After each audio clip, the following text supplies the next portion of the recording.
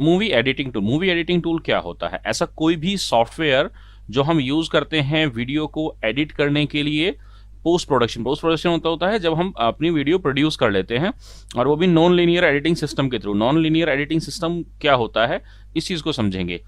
आजकल जितने भी हमारे सॉफ्टवेयर्स हैं वो सब नॉन लीनियर एडिटिंग ही करते हैं। एक होता है लीनियर एडिटिंग, यानी स्टार्टिंग से एंड तक, यानी कि अगर आपको कह सकते हैं कि 5 मिनट के बाद वाली वीडियो को में कुछ एडिट करना है तो फर्स्ट 5 मिनट की वीडियोस आपको चलानी पड़ेगी। ये होता था हमारे, जब हमारी वीडियो कैसेट्स यूज़ होती थी। लेकिन आजकल हमारी, क्योंकि आपकी वीडियो कैसेट्स या वीसीआरस नहीं यूज़ होते हैं, वीडियो कैसेट रिकॉर्ड्स, आजकल हम अपने डिजिटल डिवाइसेस में मेमोरी कार्ड्स में डाटा स्टोर करते हैं, तो उसमें हमारे जो डिजिटल प्लेयर हैं ये हम प्लेयर हेड से किसी भी पॉइंट पर हम ले जा सकते हैं और वहाँ पर एडिटिंग कर सकते हैं। तो हमें सीक्वेंस में जाने की ज़रूरत नहीं है, हम डायरेक्टली किसी भी पॉइंट पे जंप कर सकते हैं। तो इस चीज़ को हम नॉन लीनियर एडिटिंग बोलते हैं। तो जितने भी हमारे आज की डेट में डिजिटल सॉफ्टवेयर्स हैं मूवी एडिटिंग के, ये सभी नॉन लीनियर कैटेगरी में आते हैं। तो फर्स्ट ऑफ ऑल आपको मूवी एडिटिंग टूल्स का जो है वो कंसेप्ट क्लियर होना चाहिए। नेक्स्ट हमारे पास विंडोज़ मूवी मेकर का जो 2.6 वर्जन है वो बताया हुआ है। इसके और भी बहुत सारे वर्जन्स आए थे जो आपको थोड़ी सी नॉलेज इसकी बेसिक होनी चाहिए। ये विंडोज़ के साथ फ्री आता है, पहली बात तो ये है, आता था कह सकते हैं, इसकी पूरी डिटेल में बता देता हूँ। फर्स्ट रिलीज जो था इसका वो 2000 में आया था विंडोज़ ME मिलेनियम एडिशन के साथ। उसके बाद 1.1 वर्जन जो था इसका वो विंडो XP के साथ आया था।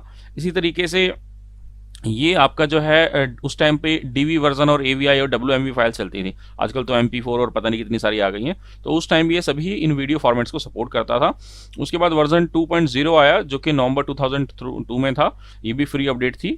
तो विंडो के साथ इनबिल्ट था, जैसे पेंट आता है, नोटपैड आता है, वर्डपैड आता है, ऐसे ये विंडो के साथ फ्री आता था। फिर वर्जन 2.1 आया, उसमें माइनर अपडेट्स आई विंडो सर्विस पैक XP के सर्विस पैक 2 के लिए। फिर इसी तरीके से 2005 के अंदर आपका जो है 2.5 वर्जन आया इसका, जिसमें आपका DVD बर्निंग का भी सपोर्ट था, यानी जो आपने जो आउटपुट बनाया है आप उसे डायरेक्टली में प्लेयर के थ्रू ही DVD में राइट भी कर सकते हो। अब तो DVD चलती ही नहीं है, तो ये सब फीचर्स कह सकते हैं कि थोड़ा सा कम हो गए हैं, अब नहीं मिलते हैं। ऐसी वर्जन 2.6 जो है वो विंडो विस्टा के लिए अवेलेबल था और विंडो 7 के लिए। और विंडो 8 के बाद इसका जो सपोर्ट है वो ख़त्म हो गया, विंडो 8 लास्ट था, उसके बाद ये नहीं आया। हाँ, इनबिल्ट प्लेयर अवेलेबल है दूसरा जो अभी भी चलता है। तो ये कुछ इसके इंपॉर्टेंट पॉइंट्स हैं जो आपने याद रखने हैं, एग्जाम में इसमें से क्वेश्चन आ सकता है, बहुत ही इंपॉर्टेंट है क्योंकि इसी के बेस्ड पर पूरा आपका आधा चैप्टर है। बाकी का जो आधा चैप्टर है वो आपका जो है, तो कुछ और दूसरे वीडियो एडिटिंग टूल्स बताए हुए हैं, उनके बारे में जल्दी से रिव्यू कर लेते हैं कौन कौन से हैं। सबसे पहले है हमारे पास वर्चुअल डब। ये जो मैंने इसकी जो पिक्चर दी हुई है थंबनेल, ये एक तरह से रेफरेंस के लिए है, इसको आप इग्नोर भी कर सकते हैं, जस्ट याद करने के लिए है। सबसे इंपॉर्टेंट पॉइंट क्या है वर्चुअल डब के बारे में, ये भी एक वीडियो एडिटिंग सॉफ्टवेयर है। ये आपका 32 बिट और 64 बिट दोनों के लिए चल जाता था। आजकल तो आपको पता है 64 बिट सॉफ्टवेयर ही आ रहे हैं, 32 बिट तो बहुत रेयर ही है कोई अवेलेबल हो। तो सारे के सारे जो हैं आजकल 64 बिट पे हैं, लेकिन ये उस टाइम पे जब 32 बिट सिस्टम्स सॉफ्टवेयर ज़्यादा थे तो ये 64 बिट के लिए भी अवेलेबल था और इसमें हम वीडियो कैप्चर और प्रोसेस कर सकते थे। इसका सबसे जो दूसरा इंपॉर्टेंट पॉइंट है वो जो याद रखने का है कि इसकी जो लाइसेंसिंग है वो GPL है, GNU के अंडर में GPL लाइसेंसिंग होती है। अलग अलग जो कंपनीज हैं वो प्रोप्राइटरी सॉफ्टवेयर अलग, और जो आपकी जितनी भी ज़्यादातर फ्रीवेयर हैं और जिसका वो सोर्स कोड प्रोवाइड करते हैं, ओपन सोर्स जो होते हैं वो GPL के अंडर में दे देते हैं। तो GNU GPL आपने याद रखना है, ये इसका लाइसेंस है। First fast linear operations perform करता था इसमें, यानी कि आप ध्यान देखिए लीनियर ऑपरेशंस इसमें ज़्यादा फास्ट होते थे, जैसे मैंने बताया लीनियर और नॉन लीनियर दोनों में परफॉर्म करता था ये। Then lack of editing power of general purpose editor such as Adobe Premiere जितना प्रीमियम नहीं था, बट बाकी बेसिक फीचर इसके अंदर थे। हाँ, ये याद रखना है पॉइंट कि बैच प्रोसेसिंग कैपेबिलिटीज थी लार्ज नंबर ऑफ फाइल्स के लिए। जैसे आपको आज की डेट में कई सारे ऐसे सॉफ्टवेयर हैं जिसमें आपको सपोज करो एक ही इमेज, बहुत सारी इमेजेस में से आपको जो है बैकग्राउंड रिमूव करना है, तो आप उसको इकट्ठा डाल के उसको बैच में रन कर सकते हैं, अलग अलग रिमूव नहीं करना पड़ेगा। उस चीज़ को बैच प्रोसेसिंग बोलते हैं। तो आपको सेम सीक्वेंस जो है बहुत सारे वीडियो क्लिप्स पे परफॉर्म करना है तो वो यहाँ पर आप एज अ बैच परफॉर्म करवा सकते थे। Can be extended with third party video filters, इसमें आप थर्ड पार्टी जो वीडियो फिल्टर्स थे वो भी ऐड करके उसके फीचर्स को इन्हांस कर सकते थे। इसके अलावा ये AVI फाइल्स को भी सपोर्ट करता है और ये जो है आपका MPEG वाला जो फॉर्मेट है उसको रीड कर सकता है बट उसको राइट नहीं कर सकता। तो अगर आपको उसमें चेंजेस करने हैं तो उसके लिए आपको उसको कन्वर्टर से कन्वर्ट करना पड़ेगा। और ये BMP इमेज फॉर्मेट को भी सपोर्ट करता था। तो ये आपके वर्चुअल डब के कुछ इंपॉर्टेंट पॉइंट्स हैं जो आपने याद रखने हैं। ऐसी और भी दूसरे वीडियो फॉर्मेट्स हैं जिनका आपने ध्यान रखना है। टैब ZS4 वीडियो एडिटर है, इसमें ज़्यादा पॉइंट नहीं है, जैसे ये फ्री टू डाउनलोड है के लिए यूज़ है आपका, और इसके अंदर बहुत सारे जो है ऑप्शंस थे अवेलेबल्स हैं, सब ऑलमोस्ट सभी में सेम है। जैसे आप फोटो और वीडियोज़ वगैरह इसमें जो है कंबाइन करके डाल सकते थे। इसी तरीके से वैक्स है, वैक्स के अंदर हमारे पास हाई परफॉर्मेंस और फ्लेक्सिबिलिटी थी हमारे पास वीडियोस बनाने की, और कुछ स्पेशल इफेक्ट्स वगैरह भी थे इसके अंदर। इसमें आप 2D और 3D के भी कुछ स्पेशल इफेक्ट थे जो आप लगा सकते थे अपने वीडियो के ऊपर किसी टेक्स्ट के लिए या ट्रांजिशंस के लिए। Can work in 2 modes, 2 modes में ये काम करता है। ये वाला पॉइंट आपने याद रखना है, तो 2D 3D स्पेशल इफेक्ट्स वाला पॉइंट याद रखना है, और ये याद रखना है कि 2 मोड्स में काम करता था। 2 मोड्स कौन कौन से हैं? As a stand alone application काम करता था, और दूसरा आपका एज अ प्लगइन भी यूज़ हो सकता है, यानी दूसरे सॉफ्टवेयर के साथ इसको एज अ प्लगइन भी यूज़ कर सकते थे, और इसको अलग से भी सॉफ्टवेयर के तौर पे यूज़ किया जा सकता था। तो ये 2 पॉइंट्स इसके याद रखने हैं आपने, लास्ट वाले जो हैं। नेक्स्ट हमारे पास है सिनेफिक्स जशाका। सिनेफिक्स जशाका भी आपका ये तो बहुत ही प्रीमियम है। आज भी जो हॉलीवुड वाले हैं वो इसको यूज़ करते हैं। जशाका टेक्नोलॉजीज़ नाम की कंपनी थी जिसने इसको बनाया था, और उसको अभी भी प्रोफेशनल लेवल पर यूज़ किया जाता है आपकी वीडियो एडिटिंग के पर्पज़ से। एंड बहुत ही ज़्यादा पॉपुलर है ये, और बहुत ज़्यादा VFX वगैरह के लिए इसका यूज़ किया जाता है। तो ये आपने याद रखना है, जशाका टेक्नोलॉजीज़ का ये आपका जो है सिनेफिक्स जशाका VFX के लिए जो है यूज़ होता है। नेक्स्ट है आपका ब्लेंडर। ब्लेंडर भी काफ़ी ज़्यादा पॉपुलर है। जो प्रोफेशनल 2D 3D एनिमेटर्स हैं वो इसको बहुत अच्छे से जानते हैं, यूज़ कर सकते हैं। ये मिनिमल सिस्टम्स में भी चल जाता है, और इसमें हाई प्रोसेसिंग चाहिए तो आपको बड़े हैवी सिस्टम भी परचेज करने पड़ते हैं जो लोग काम करते हैं। ये ओपन सोर्स है, सबसे पहली बात फ्री है आपका, और 3D कंटेंट क्रिएट इसमें आप कर सकते हैं। इसका जो लाइसेंसिंग है आपने याद रखना है GPL के अंडर में है, और बहुत ही पावरफुल सॉफ्टवेयर है ये। मॉडलिंग टूल है, यानी आप इसमें कोई मॉडल भी 3D मॉडल भी बना सकते हैं। बहुत सारी मूवीज़ हैं जो ब्लेंडर के अंदर बनी हैं, एनिमेटेड मूवीज़। तो इसमें आप जो है 3D ग्राफिक्स को क्रिएट कर सकते हैं स्क्रैच से, उनको एडिट कर सकते हैं, साउंड इफेक्ट्स वगैरह अप्लाई कर सकते हैं, और बहुत सारे स्पेशल इफेक्ट्स हैं जो आप इसमें लगा सकते हैं। तो ये आपके ब्लेंडर के बारे में थोड़ा सा ये चीज़ें याद रखनी है, काफ़ी ज़्यादा इंपॉर्टेंट हैं ये पॉइंट्स। और जो मेन याद रखना है कि ये आपका ओपन सोर्स 3D कंटेंट का सूट है। सूट का मतलब होता है एक बहुत बड़ा पैकेज सॉफ्टवेयर है, इसकी लाइसेंसिंग JPL है। नेक्स्ट हमारे पास जो सॉफ्टवेयर है दैट इज़ एविडमक्स। एविडमक्स के बारे में ज़्यादा नहीं है, सिंपल आपका जो है cutting, filtering, encoding related task ही परफॉर्म कर सकता है। ये भी फ्री है आपका, और इसके भी का जो है सपोर्टिंग में अगर हम कहें तो AVI फाइल्स को सपोर्ट करता है एडिट करने के लिए, DVD फाइल्स को भी सपोर्ट करता है, और MPEG फाइल्स को भी सपोर्ट करता है। MP4 और ASF दोनों सबको सपोर्ट करता है। ASF आपको फ्लैश के चलता था फॉर्मेट, और बहुत सारे इसमें वैरायटी ऑफ कोडेक्स थे जो आपके ये सपोर्ट करता था, और बड़े बड़े प्रोजेक्ट्स को भी इसमें आप जॉब क्यू में लगाकर स्क्रिप्टिंग के थ्रू काम करवा सकते थे। वही सीक्वेंस में batch processing kind of work अगर आपको करवाना है तो ये भी आपका एक अपने टाइम पे ठीक ठाक सॉफ्टवेयर अवेलेबल था। तो जो ये पॉइंट्स हैं आपने यही इनको याद रखना है, एक बार नहीं तो 2-2 बार 3-3 बार इसको आप रिव्यू करेंगे तो आपको ये चीज़ें थोड़ी सी माइंड में सेट हो जाएगा, और कोशिश कीजिए अपने नोट्स भी साथ के साथ बनाते जाएँ। मूवी स्टॉर्म क्या है? मूवी स्टॉर्म भी आपका एक 3D मेकिंग सॉफ्टवेयर है जिसमें भी आप 3D मॉडलिंग कर सकते हैं, कोई कैरेक्टर बना सकते हैं, कोई ऑब्जेक्ट बना सकते हैं 3D में। कार्टून्स और म्यूज़िक, हॉरर, इन सब चीज़ों में जो है न्यूज़ वाले भी जो 3D एनिमेशंस वगैरह आपको दिखाते हैं तो वो भी इसका यूज़ करते हैं, और काफ़ी एनिमेशन इफेक्ट्स इसके अंदर आप बना सकते हैं और यूज़ कर सकते हैं। तो 2 सॉफ्टवेयर हो गए, ब्लेंडर और एक आपका जो है तो ये मूवी स्टॉर्म। 2 हैं जो 3D कंटेंट क्रिएशन के मैंने बताए हैं आपको। नेक्स्ट इसके बाद मूवी का आपका ये भी आपका नॉर्मल वीडियो एडिटिंग का है। ग्राफिक इसमें GUI इंटरफेस है इसका मूवी बनाने को एडिट करने के लिए, और इसमें अब कीबोर्ड शॉर्टकट्स हैं जो आप यूज़ कर सकते हैं, इसको ये अच्छा बनाता है जो। एंड इसमें आपके अंदर काफ़ी सारी जो वीडियो एडिटर्स मतलब वीडियो एडिटिंग कर सकते हैं, जैसे AVI एडिटर भी है इसमें। इसके अलावा WMV, FLV, RM, MPG इन सब फाइल्स को एडिट करने के लिए ये सपोर्ट करता है, एंड ज़्यादा वर्सेटाइल है, वर्चुअल डब से ज़्यादा अच्छे फीचर्स हैं इसमें। तो इस तरह के कुछ जो इंपॉर्टेंट पॉइंट्स मैंने हाईलाइट कर दिए हैं, आपको यही याद रखने हैं। एग्जाम में इसी से रिलेटेड क्वेश्चंस आ सकते हैं। मैं कोशिश करूंगा अलग से एक जो इंपॉर्टेंट क्वेश्चंस हैं उनकी वीडियोस आपके लिए बनाऊं कि किस तरह के ऑब्जेक्टिव और सब्जेक्टिव क्वेश्चंस आ सकते हैं, और मैंने कुछ ऑलरेडी वीडियोस बनाए भी हुए हैं आपके, जो कि आपके ऑलरेडी चैनल पर अवेलेबल हैं। वो अभी उसमें कुछ और एड-ऑन्स भी मैं करूंगा। एक बार मैं आपको बता देता हूं कि कौन कौन से क्वेश्चंस हैं, जो कौन कौन सी वीडियोस हैं जो मैंने अभी तक बनाई हुई हैं, जिनको आप एग्ज़ाम प्रिपरेशन के लिए यूज़ कर सकते हैं। आप चैनल पर जाएंगे तो आपको प्लेलिस्ट में जाना है। प्लेलिस्ट के अंदर आपके यहाँ पर ऑलरेडी एग्ज़ाम प्रेप के नाम से है। अगर आप बिल्कुल स्टार्टिंग से स्टार्ट कर रहे हैं तो मैंने चैप्टर वाइज जो एक्सप्लेनेशन है वो बनाई हुई है। यहाँ पर ये सेक्शन देखिए, क्लास 12 वेब एप्लीकेशन 803, इसमें यूनिट 1 की पूरी एक्सप्लेनेशन है। आप क्लिक करेंगे आपको सारी वीडियोस मिल जाएंगी, पूरी डिटेल्ड में एक्सप्लेनेशन है। ऐसे ही यूनिट 2 की है, यूनिट 3 की है, यूनिट 4 की अवेलेबल है, पूरी पूरी कंप्लीट प्लेलिस्ट है। आप यहाँ से इसको टॉपिक बाय टॉपिक जो है देख सकते हैं। एंड उसके बाद जो है बैक एक्सरसाइज क्वेश्चंस हैं, ये काफ़ी ज़्यादा इंपॉर्टेंट हैं, इनको भी करिएगा ज़रूर।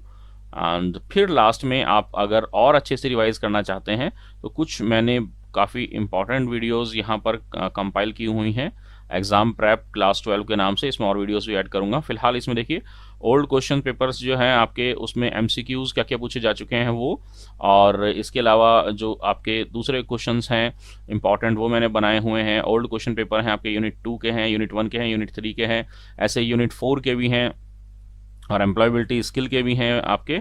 ये सारे क्वेश्चंस मैंने कंपाइल किए। प्रीवियस ईयर पेपर्स भी यहाँ पे सॉल्व किए हुए हैं, तो ये इसमें मिड टर्म के सैम्पल पेपर भी हैं पुराने। तो ये सब आप यहाँ से अगर धीरे धीरे इसको करेंगे तो अपना सिलेबस आप इजीली जो है अच्छे से कवर कर पाएंगे। हाँ, कुछ और कंटेंट इसमें जो जैसे फर्स्ट और सेकंड यूनिट के सब्जेक्टिव क्वेश्चंस नहीं है तो वो क्वेश्चंस भी मैं यहाँ ऐड कर दूंगा, और जो और इम्पोर्टेंट क्वेश्चंस हैं वो मैं इसमें जो है ऐड करने वाला हूँ। तो इसको यहाँ से आप देखना शुरू कीजिए और अपना जो है सिलेबस अच्छे से तैयार कीजिए। अभी काफ़ी टाइम है तो आप तैयार कर सकते हैं। नाउ बात कर रहे थे हम वीडियो स्पिन की। वीडियो स्पिन भी आपका एक वीडियो एडिटर है जो कि आपका सेम फ्री है। द स्टूडियो पे बेस्ड, स्टूडियो कोई सॉफ्टवेयर रहा होगा उस टाइम पे। परफॉर्मेंस बेसिक एडिटिंग जो है, इसमें बेसिक एडिटिंग परफॉर्म कर सकते हैं आप। नॉर्मली ज़्यादा कुछ हाईलाइट इसके बारे में नहीं दिया हुआ है और काफ़ी ईजी था। ये पिनेकल स्टूडियो कंपनी थी जिसका ये वीडियो स्पिन के नाम से सॉफ्टवेयर अवेलेबल है। नेक्स्ट है is AVI edit. AVI edit जैसे कि नाम बता रहा है, AVI फाइल्स उस टाइम पे काफ़ी ज़्यादा पॉपुलर था, तो उसकी एडिटिंग के लिए ये अलग से काफ़ी सारे सॉफ्टवेयर्स आए थे। इसमें AVI फाइल्स के साथ बहुत अच्छे से काम करता है ये, और इसका जो साइज़ है सॉफ्टवेयर का वो बहुत छोटा सा है, और इसमें काफ़ी ज़्यादा वीडियो प्रोसेसिंग की कैपेबिलिटीज़ हैं। इसमें आप वीडियोज़ को स्प्लिट और ज्वाइन कर सकते हैं, कोई पर्टिकुलर फ्रेम निकालना है वो निकाल सकते हैं। इसमें 1 frame by frame video capture करना चाहते हैं, फ्रेम निकालना चाहते हैं वो भी कर सकते हैं आप। और इसमें ऐसा कोई लिमिट का साइज़ नहीं था, यानी कि आप अनलिमिटेड जो बड़ी फाइल है साइज़ है, अगर आपने कोई कैमरे से कैप्चर कर ली है तो उसको भी ये हैंडल करने में कैपेबल था, जो कि नॉर्मली बाकी सॉफ्टवेयर में थोड़ी सी कई बार लिमिटेशन आती है। एंड डायरेक्टली आप जो है अपनी वीडियोज़ को प्रिंटर पर सेंड कर सकते हैं, पर कोई आपने अगर स्क्रीनशॉट वगैरह निकालना है उसके लिए। और इसके अंदर हैवी कंप्रेशन के फीचर्स भी अवेलेबल है, और जिसके के थ्रू आप उसको बाकी बाद में वेबसाइट के ऊपर भी डाल सकते हैं। तो ये कुछ इंपॉर्टेंट पॉइंट्स हैं AVI एडिट के। इसी तरीके से स्टोरी बोर्ड प्रो सॉफ्टवेयर है, ये थोड़ा सा अलग है। इसमें आप कह सकते हैं वीडियो एडिटिंग ना करके इसमें आप स्टोरी बोर्ड के जो कंटेंट हैं वो क्रिएट कर सकते हैं। एटॉमिक लर्निंग का ये फ्री सॉफ्टवेयर है, इसका पेड वर्जन भी अवेलेबल है। एंड ये टीचर्स, स्टूडेंट और जो भी कोई होम मूवी मेकर हैं जो स्क्रैच से कुछ सीन्स के थ्रू मूवीज़ एक्सप्लेनर वीडियोस बनाना चाहते हैं तो वो लोग इसको यूज़ करते हैं। इसमें आप टाइटल्स ऐड कर सकते हैं, डिस्क्रिप्शन डाल सकते हैं, कुछ ऑब्जेक्ट्स ऐड कर सकते हैं, कोई पिक्चर वगैरह, एंड उसके साथ डिस्क्रिप्शन ऐड कर सकते हैं। देन जिस तरीके से पावर पॉइंट काम करता है, थोड़ा सा उसमें एडवांस फीचर्स हैं, और इसमें आप पूरी जो वीडियो है अपनी स्क्रैच से बना सकते हैं। एंड इसके अंदर आप अलग अलग वीडियो स्टिल्स यानी आपकी इमेजेस, ऑडियो, म्यूजिक, टाइटल्स वगैरह सब इसके अंदर ऐड कर सकते हैं अपनी स्लाइड्स के अंदर, और पूरी वीडियो बना सकते हैं। इसी तरीके से नेक्स्ट है हमारे पास AVI ट्रिमर। AVI ट्रिमर जो है ये भी आपका वीडियो एडिटिंग के लिए ही यूज़ होता है। ये भी आपका फ्री है, जो याद रखना है आपने, और फास्ट और लॉसलेस AVI एडिटिंग परफॉर्म करता है, यानी कोई डाटा लॉस नहीं होता, इसमें क्वालिटी लॉस नहीं होती है। स्मॉल है, स्मार्ट है, ईजी टू यूज़ है, इसमें कोई एनकोडिंग डिकोडिंग नहीं होती है, कोई ऑडियो और वीडियो का डिग्रेडेशन नहीं होता है, तो कोई सिंकिंग की प्रॉब्लम नहीं आती है आपकी एडिटिंग के बाद में। ये काफ़ी इंपॉर्टेंट पॉइंट है इस तरह के, और सभी AVI के जो फाइल टाइप्स हैं और किसी भी साइज़ के वो ये सपोर्ट करता है। नेक्स्ट है हमारे पास VStream वीडियो एडिटर। इसमें हमारे पास फ्रीवेयर है, ये भी नॉन लीनियर और नॉन डिस्ट्रक्टिव है। ये नॉन फ्रीवेयर का मतलब बता दिया, फ्री हो गया। नॉन लीनियर मैंने आपको बताया, जिसमें जो है हम किसी भी पॉइंट पर जंप कर सकते हैं। नॉन डिस्ट्रक्टिव का मतलब है इसमें ओरिजिनल जो आपका जो फाइल है वो लॉस्ट नहीं होती है, तो ये नॉन डिस्ट्रक्टिव की कैटेगरी में भी आता है। एडिट कर सकता है ये आपकी 256 वीडियोज़ को एक साथ, जिसमें आपकी ऑडियो और स्टिल इमेजेस भी हो सकती हैं। तो यानी आप इसका जो टाइमलाइन है उसके ऊपर 256 वीडियोस लगा सकते हैं एक सीक्वेंस में। एंड विद 64 इफेक्ट्स हैं इसके अंदर, जो आप जिनमें से कोई भी इस पर लगा सकते हैं। क्रॉपिंग, पैनिंग और कस्टम इफेक्ट्स जो आप लगा सकते हैं इसके अंदर। की फ्रेम्स इसमें ऑटोमेटिकली जनरेट हो जाते हैं। की फ्रेम्स होते हैं अगर आपने अलग अलग वीडियोस शूट की हैं, सीक्वेंस में की हैं, तो जो सीन है उसके अकॉर्डिंग अपने आप जो है ये की फ्रेम्स बना लेता है। कई बार हमें कट करने के लिए की फ्रेम्स लगाने पड़ते हैं, तो ये ऑटोमेटिक की फ्रेम्स लगा सकता है। ये इसकी स्पेशलिटी है। डीवीडी वीडियो सॉफ्टवेयर एक और सॉफ्टवेयर है इसी तरीके से, ये भी आपका वीडियो एडिटिंग के लिए यूज़ होता है। ये बेसिक सॉफ्टवेयर है वीडियो एडिटिंग के लिए और ऑडियो फाइल्स के लिए। ऑन द फ्री वर्जन्स भी इसका अवेलेबल है। डीवीडी वीडियो सॉफ्ट, पहले आपको पता है कि वीसीआर चलते थे, फिर आपके वीसीआर ख़त्म हुए तो उसके बाद सीडीज़, कॉम्पैक्ट डिस्क चलने लगी। आपके जो जितने भी वीडियो रिकॉर्डर थे उनके अंदर सीडी लग जाती थी, एंड फिर डीवीडीज़ आ गई। तो डीवीडीज़ के अंदर अगर आपका कोई फाइल है तो उसको एडिट करने के लिए अलग से सॉफ्टवेयर आते थे, क्योंकि उसका डीवीडी का जो फॉर्मेट होता था वो .vob करके था। वो आपका नॉर्मल सभी प्लेयर्स या सभी एडिटर सपोर्ट नहीं करते थे। तो ये डीवीडी वीडियो फाइल्स के लिए काफ़ी अच्छे से काम करता था, और आउटपुट ये फैसिलिटी थी कि जो आपने कम फाइल बनाई है उसको वापस से आप डीवीडी के अंदर या सीडी के अंदर राइट भी कर सकते थे। इसके अलावा इसमें फीचर था कि आप जो है कोई वीडियो अपनी अपलोड या डाउनलोड कर सकते हैं अपने कंप्यूटर में, आईपोड डिवाइस में, पीएसपी के अंदर, आईफोन में, ब्लैक में, अलग अलग डिवाइसेस को भी ये सपोर्ट करता था रीड और राइट करने के लिए। और किसी भी अलग अलग फॉर्मेट्स में इसमें कन्वर्ट भी कर सकते थे, क्योंकि उस टाइम पे, अभी तो आजकल MP4 है, सब जगह सपोर्ट करता है, बट एक टाइम ऐसा भी था कि आईफोन का फॉर्मेट अलग था, आज भी अलग है आईफोन का तो, बट जो छोटे फ़ोन्स थे उसमें 3GP और इस तरह के अलग अलग बहुत सारे फॉर्मेट था। आईपोड का फॉर्मेट अलग था, तो अलग अलग आपको फाइल मीडिया टाइप्स में कन्वर्ट करना पड़ता था। AVI ट्रिक वीडियो एडिटर, ये देखिए काफ़ी सारे हैं, इसमें भी वही सेम है, नॉन लीनियर ऑन एडिटिंग। देखिए इसमें ये स्टार्टिंग में कुछ वीडियो एडिटर हैं, इसके बाद विंडोज़ मूवी मेकर पे है पूरा का पूरा, तो इसको एंड तक ज़रूर देखिएगा, मिस नहीं करना है कोई भी पॉइंट। और एक बार में नहीं समझ में आ रहा है तो थोड़ा सा इसको रिवाइज़ कीजिए। डिटेल वीडियो देखनी है, डिटेल वीडियो देखिए। इसमें सिर्फ मैंने इंपॉर्टेंट जो है पॉइंट्स बनाए हैं नोट्स के पॉइंट ऑफ व्यू से है कि क्या क्या आपको याद रखना है और एग्जाम में किस तरह के क्वेश्चंस आएंगे। तो ऑब्जेक्टिव टाइप मैंने बनाए हुए हैं, और दूसरी वीडियोस भी मैं साथ के साथ बना दूंगा, जिसमें और सब्जेक्टिव क्वेश्चंस कैसे कैसे आ सकते हैं या क्या क्या अभी तक पूछे जा चुके हैं और कौन कौन से एक्सपेक्टेड हैं, जिससे आपको और अच्छे से आइडिया हो जाएगा कि आपकी तैयारी जो है 100 मार्क्स के अकॉर्डिंग हो जाएगी।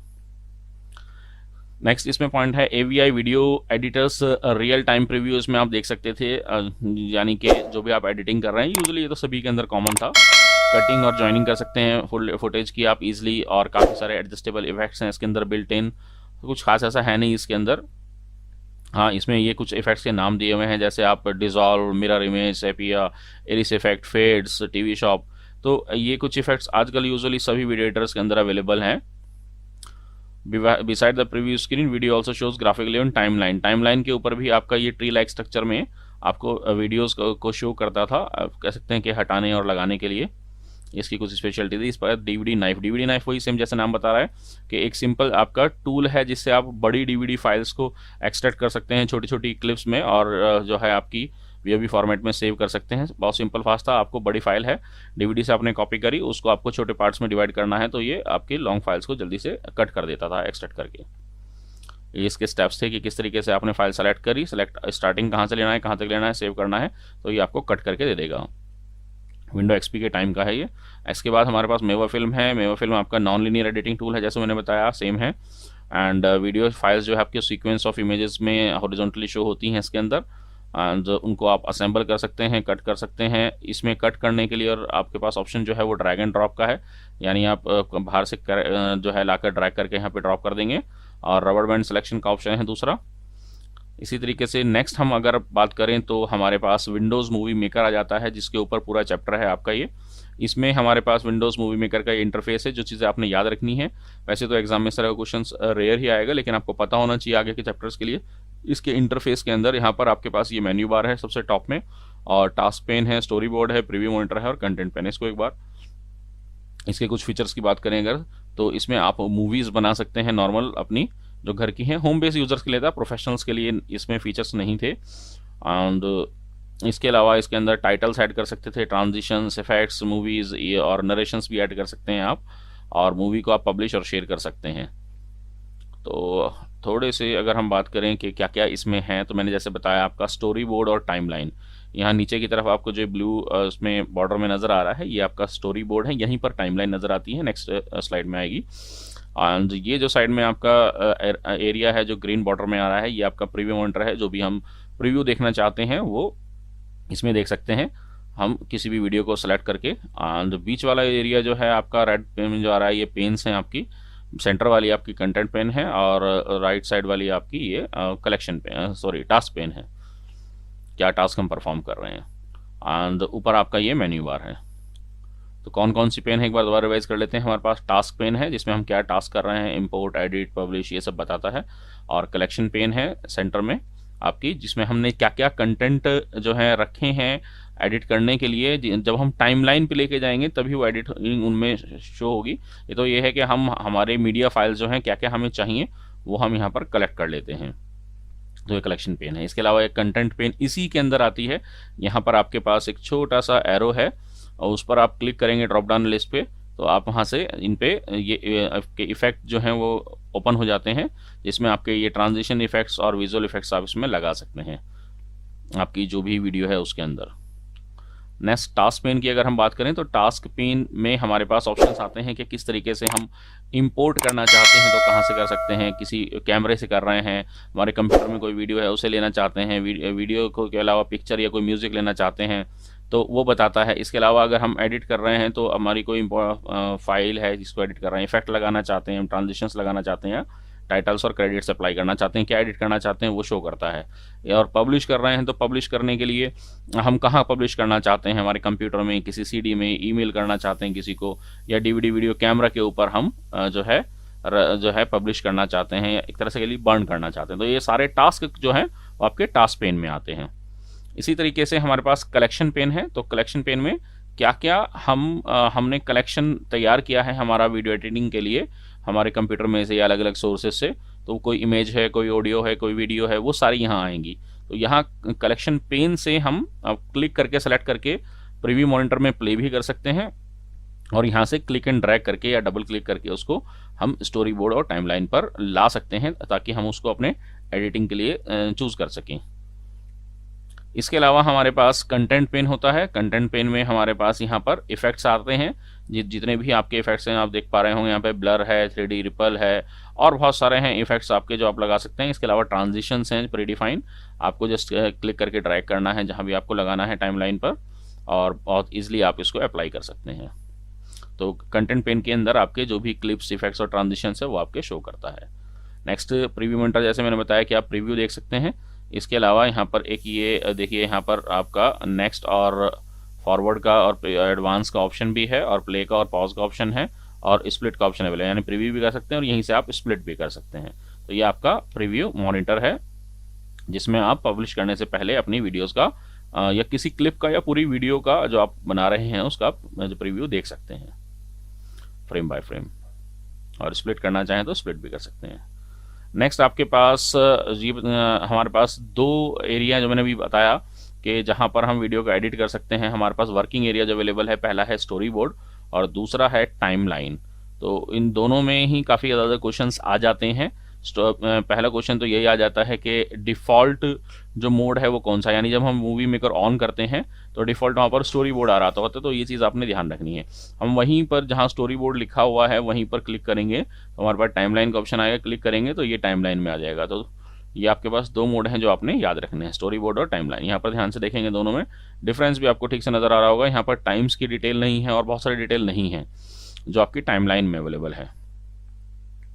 नाउ अगर हम बात करें स्टोरी बोर्ड की, तो स्टोरी बोर्ड के अंदर हम बहुत ईजिली जो है क्लिप्स की ऑर्डरिंग देख सकते हैं कि भाई पहले कौन सी क्लिप है, फिर कौन सी क्लिप है, और बीच में हमने क्या क्या इसमें ट्रांजिशंस लगाए हैं हम ये देख सकते हैं। और हम यहाँ से इनको क्लिक करके ड्रैग भी कर सकते हैं, आगे पीछे ले जाना है हमें ईजिली, डिलीट करना है तो हम वो डिलीट भी कर सकते हैं, हाइड करना है हाइड कर सकते हैं।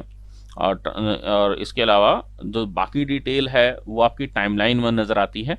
टाइमलाइन में अगर आप ध्यान से देखेंगे, देखिए यहाँ पर आपको थंबनेल भी नज़र आ रहा है, आपकी क्लिप्स भी नज़र आ रही हैं।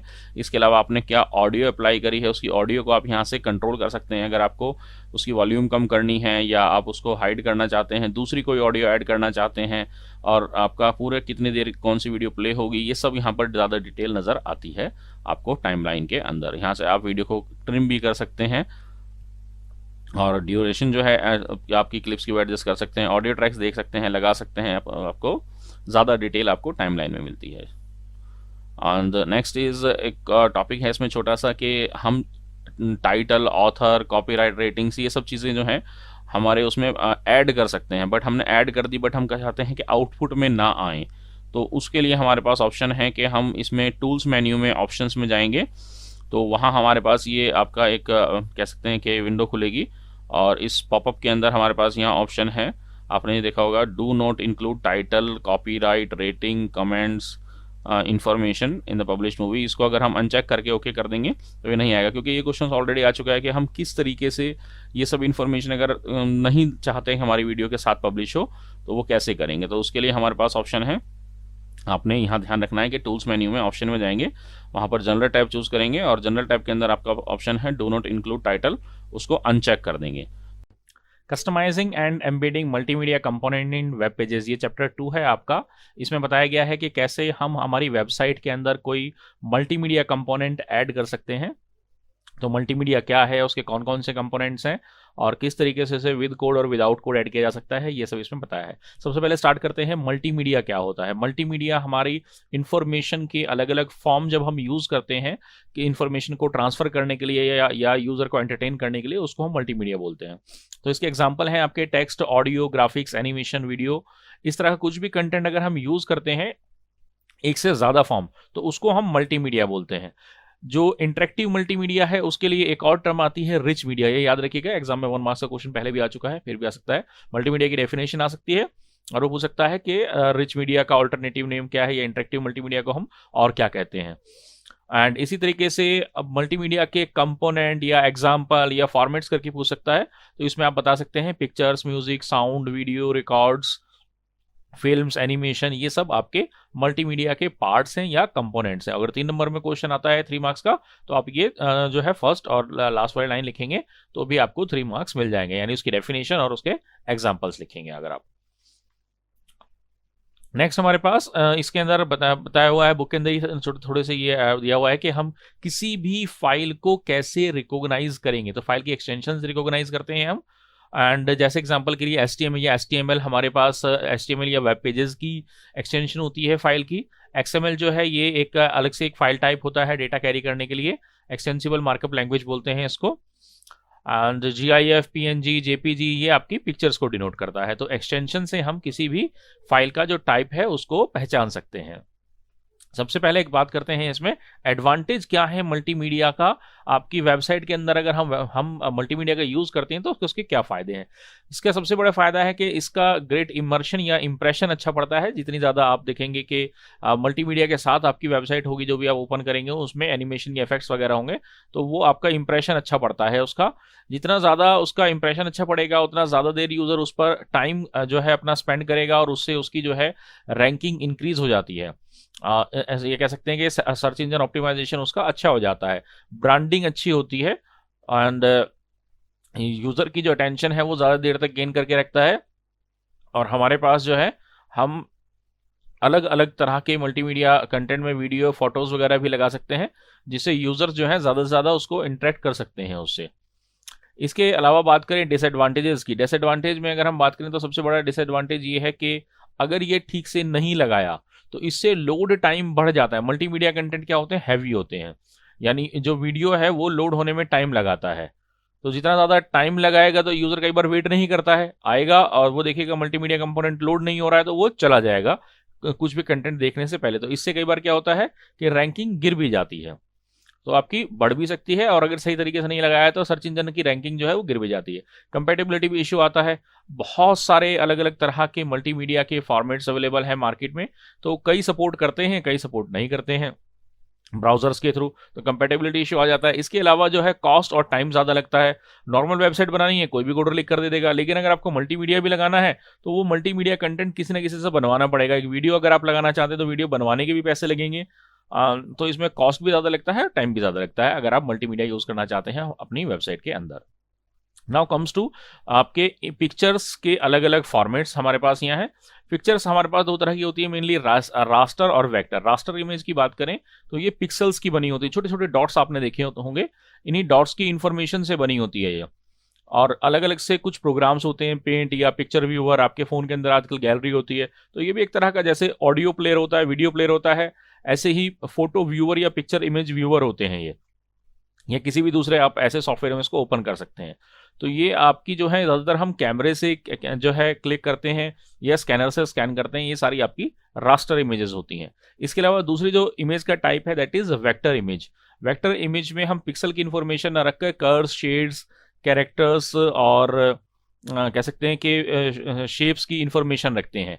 तो इनका सबसे बड़ा फ़ायदा ये होता है कि ये पिक्सलेट नहीं होती, यानी जूम करेंगे तो ये इन्फॉर्मेशन भी जूम होती चली जाएगी, आपको वो डॉट डॉट जल्दी से नज़र नहीं आएंगे। तो ये आपकी जो है जो ऑटोकैड या कोरल ड्रॉ या कुछ स्पेशलाइज्ड प्रोग्राम्स हैं जिनके अंदर इसको बनाया जा सकता है, और कुछ स्पेशलाइज्ड प्रोग्राम के ही अंदर इनको व्यू भी किया जा सकता है। आप नॉर्मल पिक्चर व्यूअर के अंदर इन फाइल्स को ओपन नहीं कर सकते हैं। तो ये आपकी जो है वेक्टर इमेजेस होती हैं जिनमें पिक्सल की इंफॉर्मेशन ना होकर शेप्स की और कर्व्स की इंफॉर्मेशन होती हैं। तो 3D डायग्राम्स वगैरह और जो आपके कैड बेस्ड प्रोग्राम होते हैं, कैड कैम वगैरह वाले, तो वो सब आपके वेक्टर इमेजेस होती हैं। जो रास्टर इमेजेस हैं वो फर्दर आपके दो उसमें कैटेगरीज में डिवाइडेड होती हैं, लॉसी और लॉसलेस। नाम से पता लग रहा है, लॉसी का मतलब है कि कुछ इंफॉर्मेशन उसमें से लॉस्ट हो जाती है। ये नॉर्मली अगर आप देखेंगे तो नॉर्मली देखने से आपको फर्क नहीं लगेगा, जब उसको किसी बड़ी स्क्रीन पर देखेंगे या आप जूम करके देखेंगे तो ही आपको ये डिफरेंस नजर आएगा, अदरवाइज नहीं नजर आएगा। तो क्योंकि इसमें थोड़ी सी इंफॉर्मेशन ही लॉस्ट की जाती है, आपके पिक्सल्स की जो नॉर्मल आई से देखने से पता नहीं चलती है जब तक आप उसको जूम ना करें। सेकंड, इसमें आपके पास लॉसलेस फॉर्मेट होता है, जिस डिवाइस से आप कैप्चर कर रहे हैं same as it is information raw photo जब आप कैप्चर करते हैं वो आपकी लॉसलेस होती है, उसमें कोई भी कंप्रेशन या इस तरह की टेक्निक यूज नहीं की जाती है और सारी इन्फॉर्मेशन प्रिजर्व करके रखी जाती है, उसको बोलते हैं लॉसलेस फॉर्मेट। एग्जाम्पल के लिए कुछ पिक्चर्स हैं हमारे पास, जैसे GIF फॉर्मेट को हम ग्राफिक्स इंटरचेंजेबल फॉर्मेट्स बोलते हैं। 256 कलर्स होते हैं इसमें, 8 बिट में रखे जाती है उनकी इन्फॉर्मेशन, और ये लॉसलेस कंप्रेशन टेक्निक का यूज करके आपकी रखी जाती हैं। तो ये सारे फॉर्मेट्स आपके थोड़े से हैं, इनको आपको ध्यान रखना है। JPG, ये आपने नाम सुने होंगे, जिसकी फुल फॉर्म याद रखनी है, जॉइंट फोटोग्राफिक एक्सपर्ट ग्रुप है। इसमें इसको ट्रू कलर बोला जाता है क्योंकि इसमें 16.7 मिलियन कलर्स जो हैं वो अलग अलग डिफ्रेंशिएट किए जा सकते हैं। हाई क्वालिटी कलर के फॉर्म में कहें तो काफ़ी अच्छी क्वालिटी की इमेज होती है। हाँ, थोड़ी सी लॉसी कंप्रेशन टेक्निक इसमें यूज़ की जाती है JPG इनकोड करके, और थोड़ी सी जो क्वालिटी है वो डिग्रेड हो जाती है इसमें, और जो साइज़ है इसका वो रो फुटेज से थोड़ा सा स्मॉलर आता है क्योंकि इसमें कंप्रेस हो जाती है पिक्चर। .ps, EPS, EPSI ये आपकी पोस्ट स्क्रिप्ट फॉर्मेट है जो डॉक्यूमेंट्स स्टोर करने के लिए यूज़ किया जाता है। वेक्टर ग्राफिक का फॉर्मेट है, ये आपने याद रखना है यहाँ पर। ये डॉक्यूमेंट्स के लिए यूज़ होता है, और पोस्ट स्क्रिप्ट या इनकैप्सुलेटेड पोस्ट स्क्रिप्ट यानी डॉक्यूमेंट्स के लिए इसको यूज़ किया जाता है। TGA है आपका टारगा फॉर्मेट है, ये भी फाइल्स का, इमेजेस का, और इसको अनकम्प्रेस्ड है यानी कंप्रेशन टेक्निक इस पर यूज़ नहीं होती है। .tif है, TIF है, टैग्ड इमेज फाइल फॉर्मेट है, ये भी आपका अनकम्प्रेस्ड है। एंड थोड़े से ये आउटडेटेड हो चुके हैं, बुक्स थोड़ी सी पुरानी है, बट आपने ध्यान रखना है इनका। पिक्ट है आपका मैकिन्टोश का फॉर्मेट है, रास्टर इमेज और वेक्टर इमेज दोनों के लिए यूज होता है। पिक्ट याद रखिएगा, मैकिन्टोश का फॉर्मेट है, मैक सिस्टम जो मैकिन्टोश के कंप्यूटर्स आते हैं उसके लिए। .bmp आपके विंडोज में यूज होता है, जो आप पेंट में अपनी फाइल सेव करते हैं, आपने देखा होगा सेव एज में जाएंगे तो वहां पर BMP का फॉर्मेट आता है। इसमें कलर की क्वालिटी ज़्यादा नहीं होती, 256 कलर ही होते हैं इसमें, बट आपका जो है इसमें भी आप कुछ इमेजेस सेव कर सकते हैं, low quality but small size में आप कर सकते हैं। PCX में आपके पास ये PCX आपका ZSoft पेंट फाइल है, यानी विंडोज की ही एक पेंट ब्रश का फाइल फॉर्मेट है, उसमें ही मिलता है आपको ये भी। PSD जो है फोटोशॉप का आपकी ग्राफिक फाइल्स है, यानी फोटोशॉप में जब आप कोई प्रोजेक्ट सेव करते हैं तो वो आपका .PSD से सेव होता है। अगर आपको इमेज एक्सपोर्ट करनी है तो उसके अलग फॉर्मेट्स हैं, बट अगर आप प्रोजेक्ट के तौर पे सेव करना चाहते हैं तो .PSD फॉर्मेट में होता है, एडोब का अपना फॉर्मेट है ये। नेक्स्ट इसमें हमारे पास .pbm और PGM फॉर्मेट्स हैं आपके।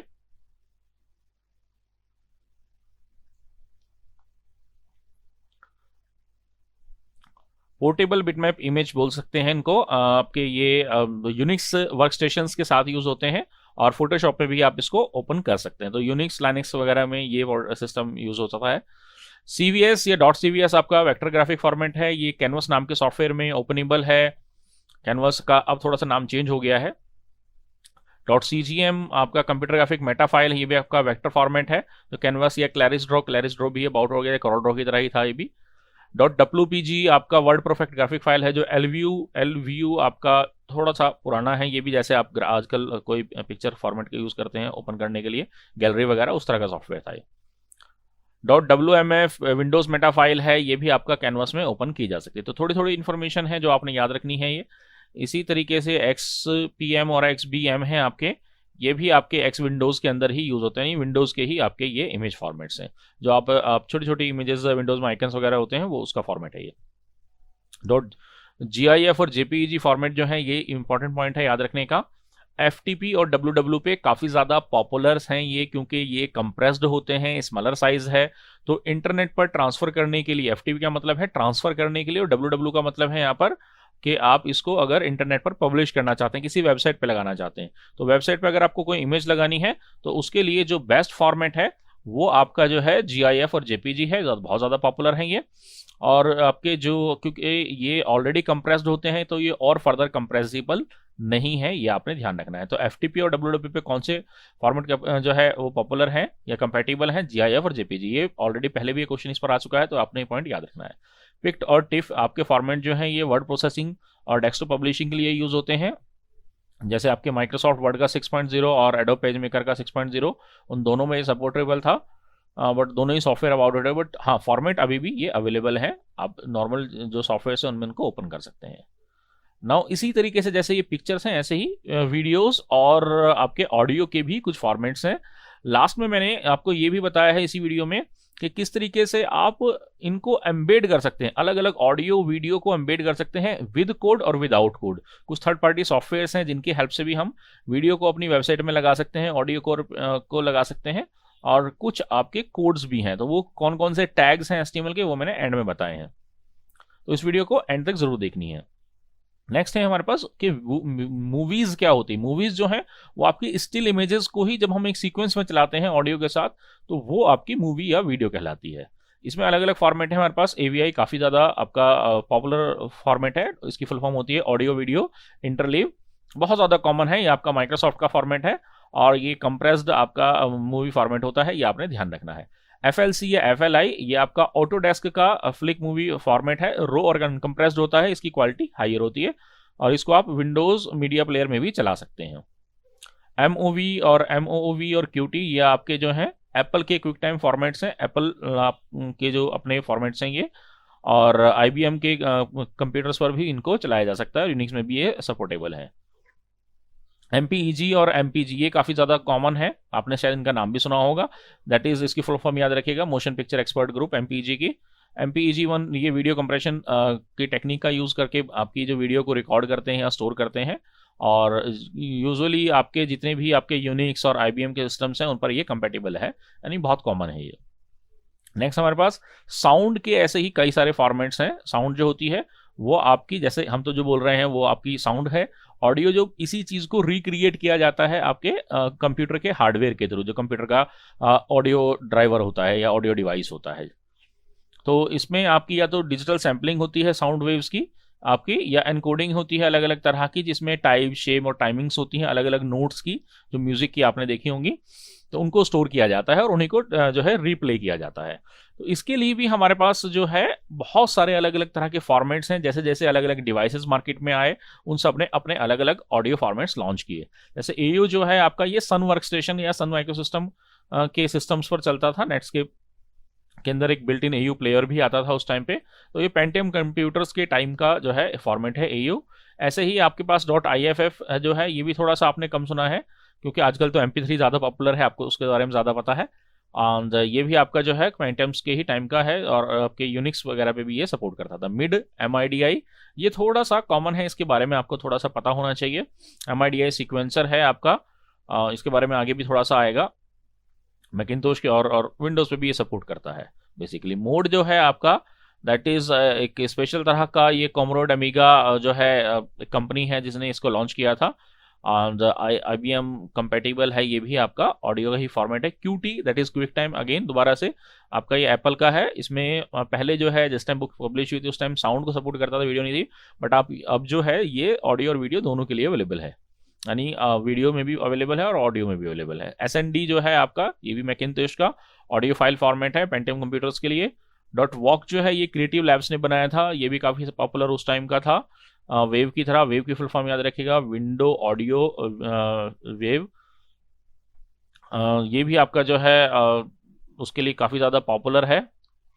ऑडियोज़ के लिए वेव जो है आपका, मैंने बताया कि माइक्रोसॉफ्ट का अपना है, 8 बिट और 16 बिट दोनों में है, मोनो स्टीरियो में आपकी दोनों में ये ऑडियो को रिकॉर्ड कर सकता है, और मीडिया प्लेयर सभी इसको सपोर्ट करते हैं।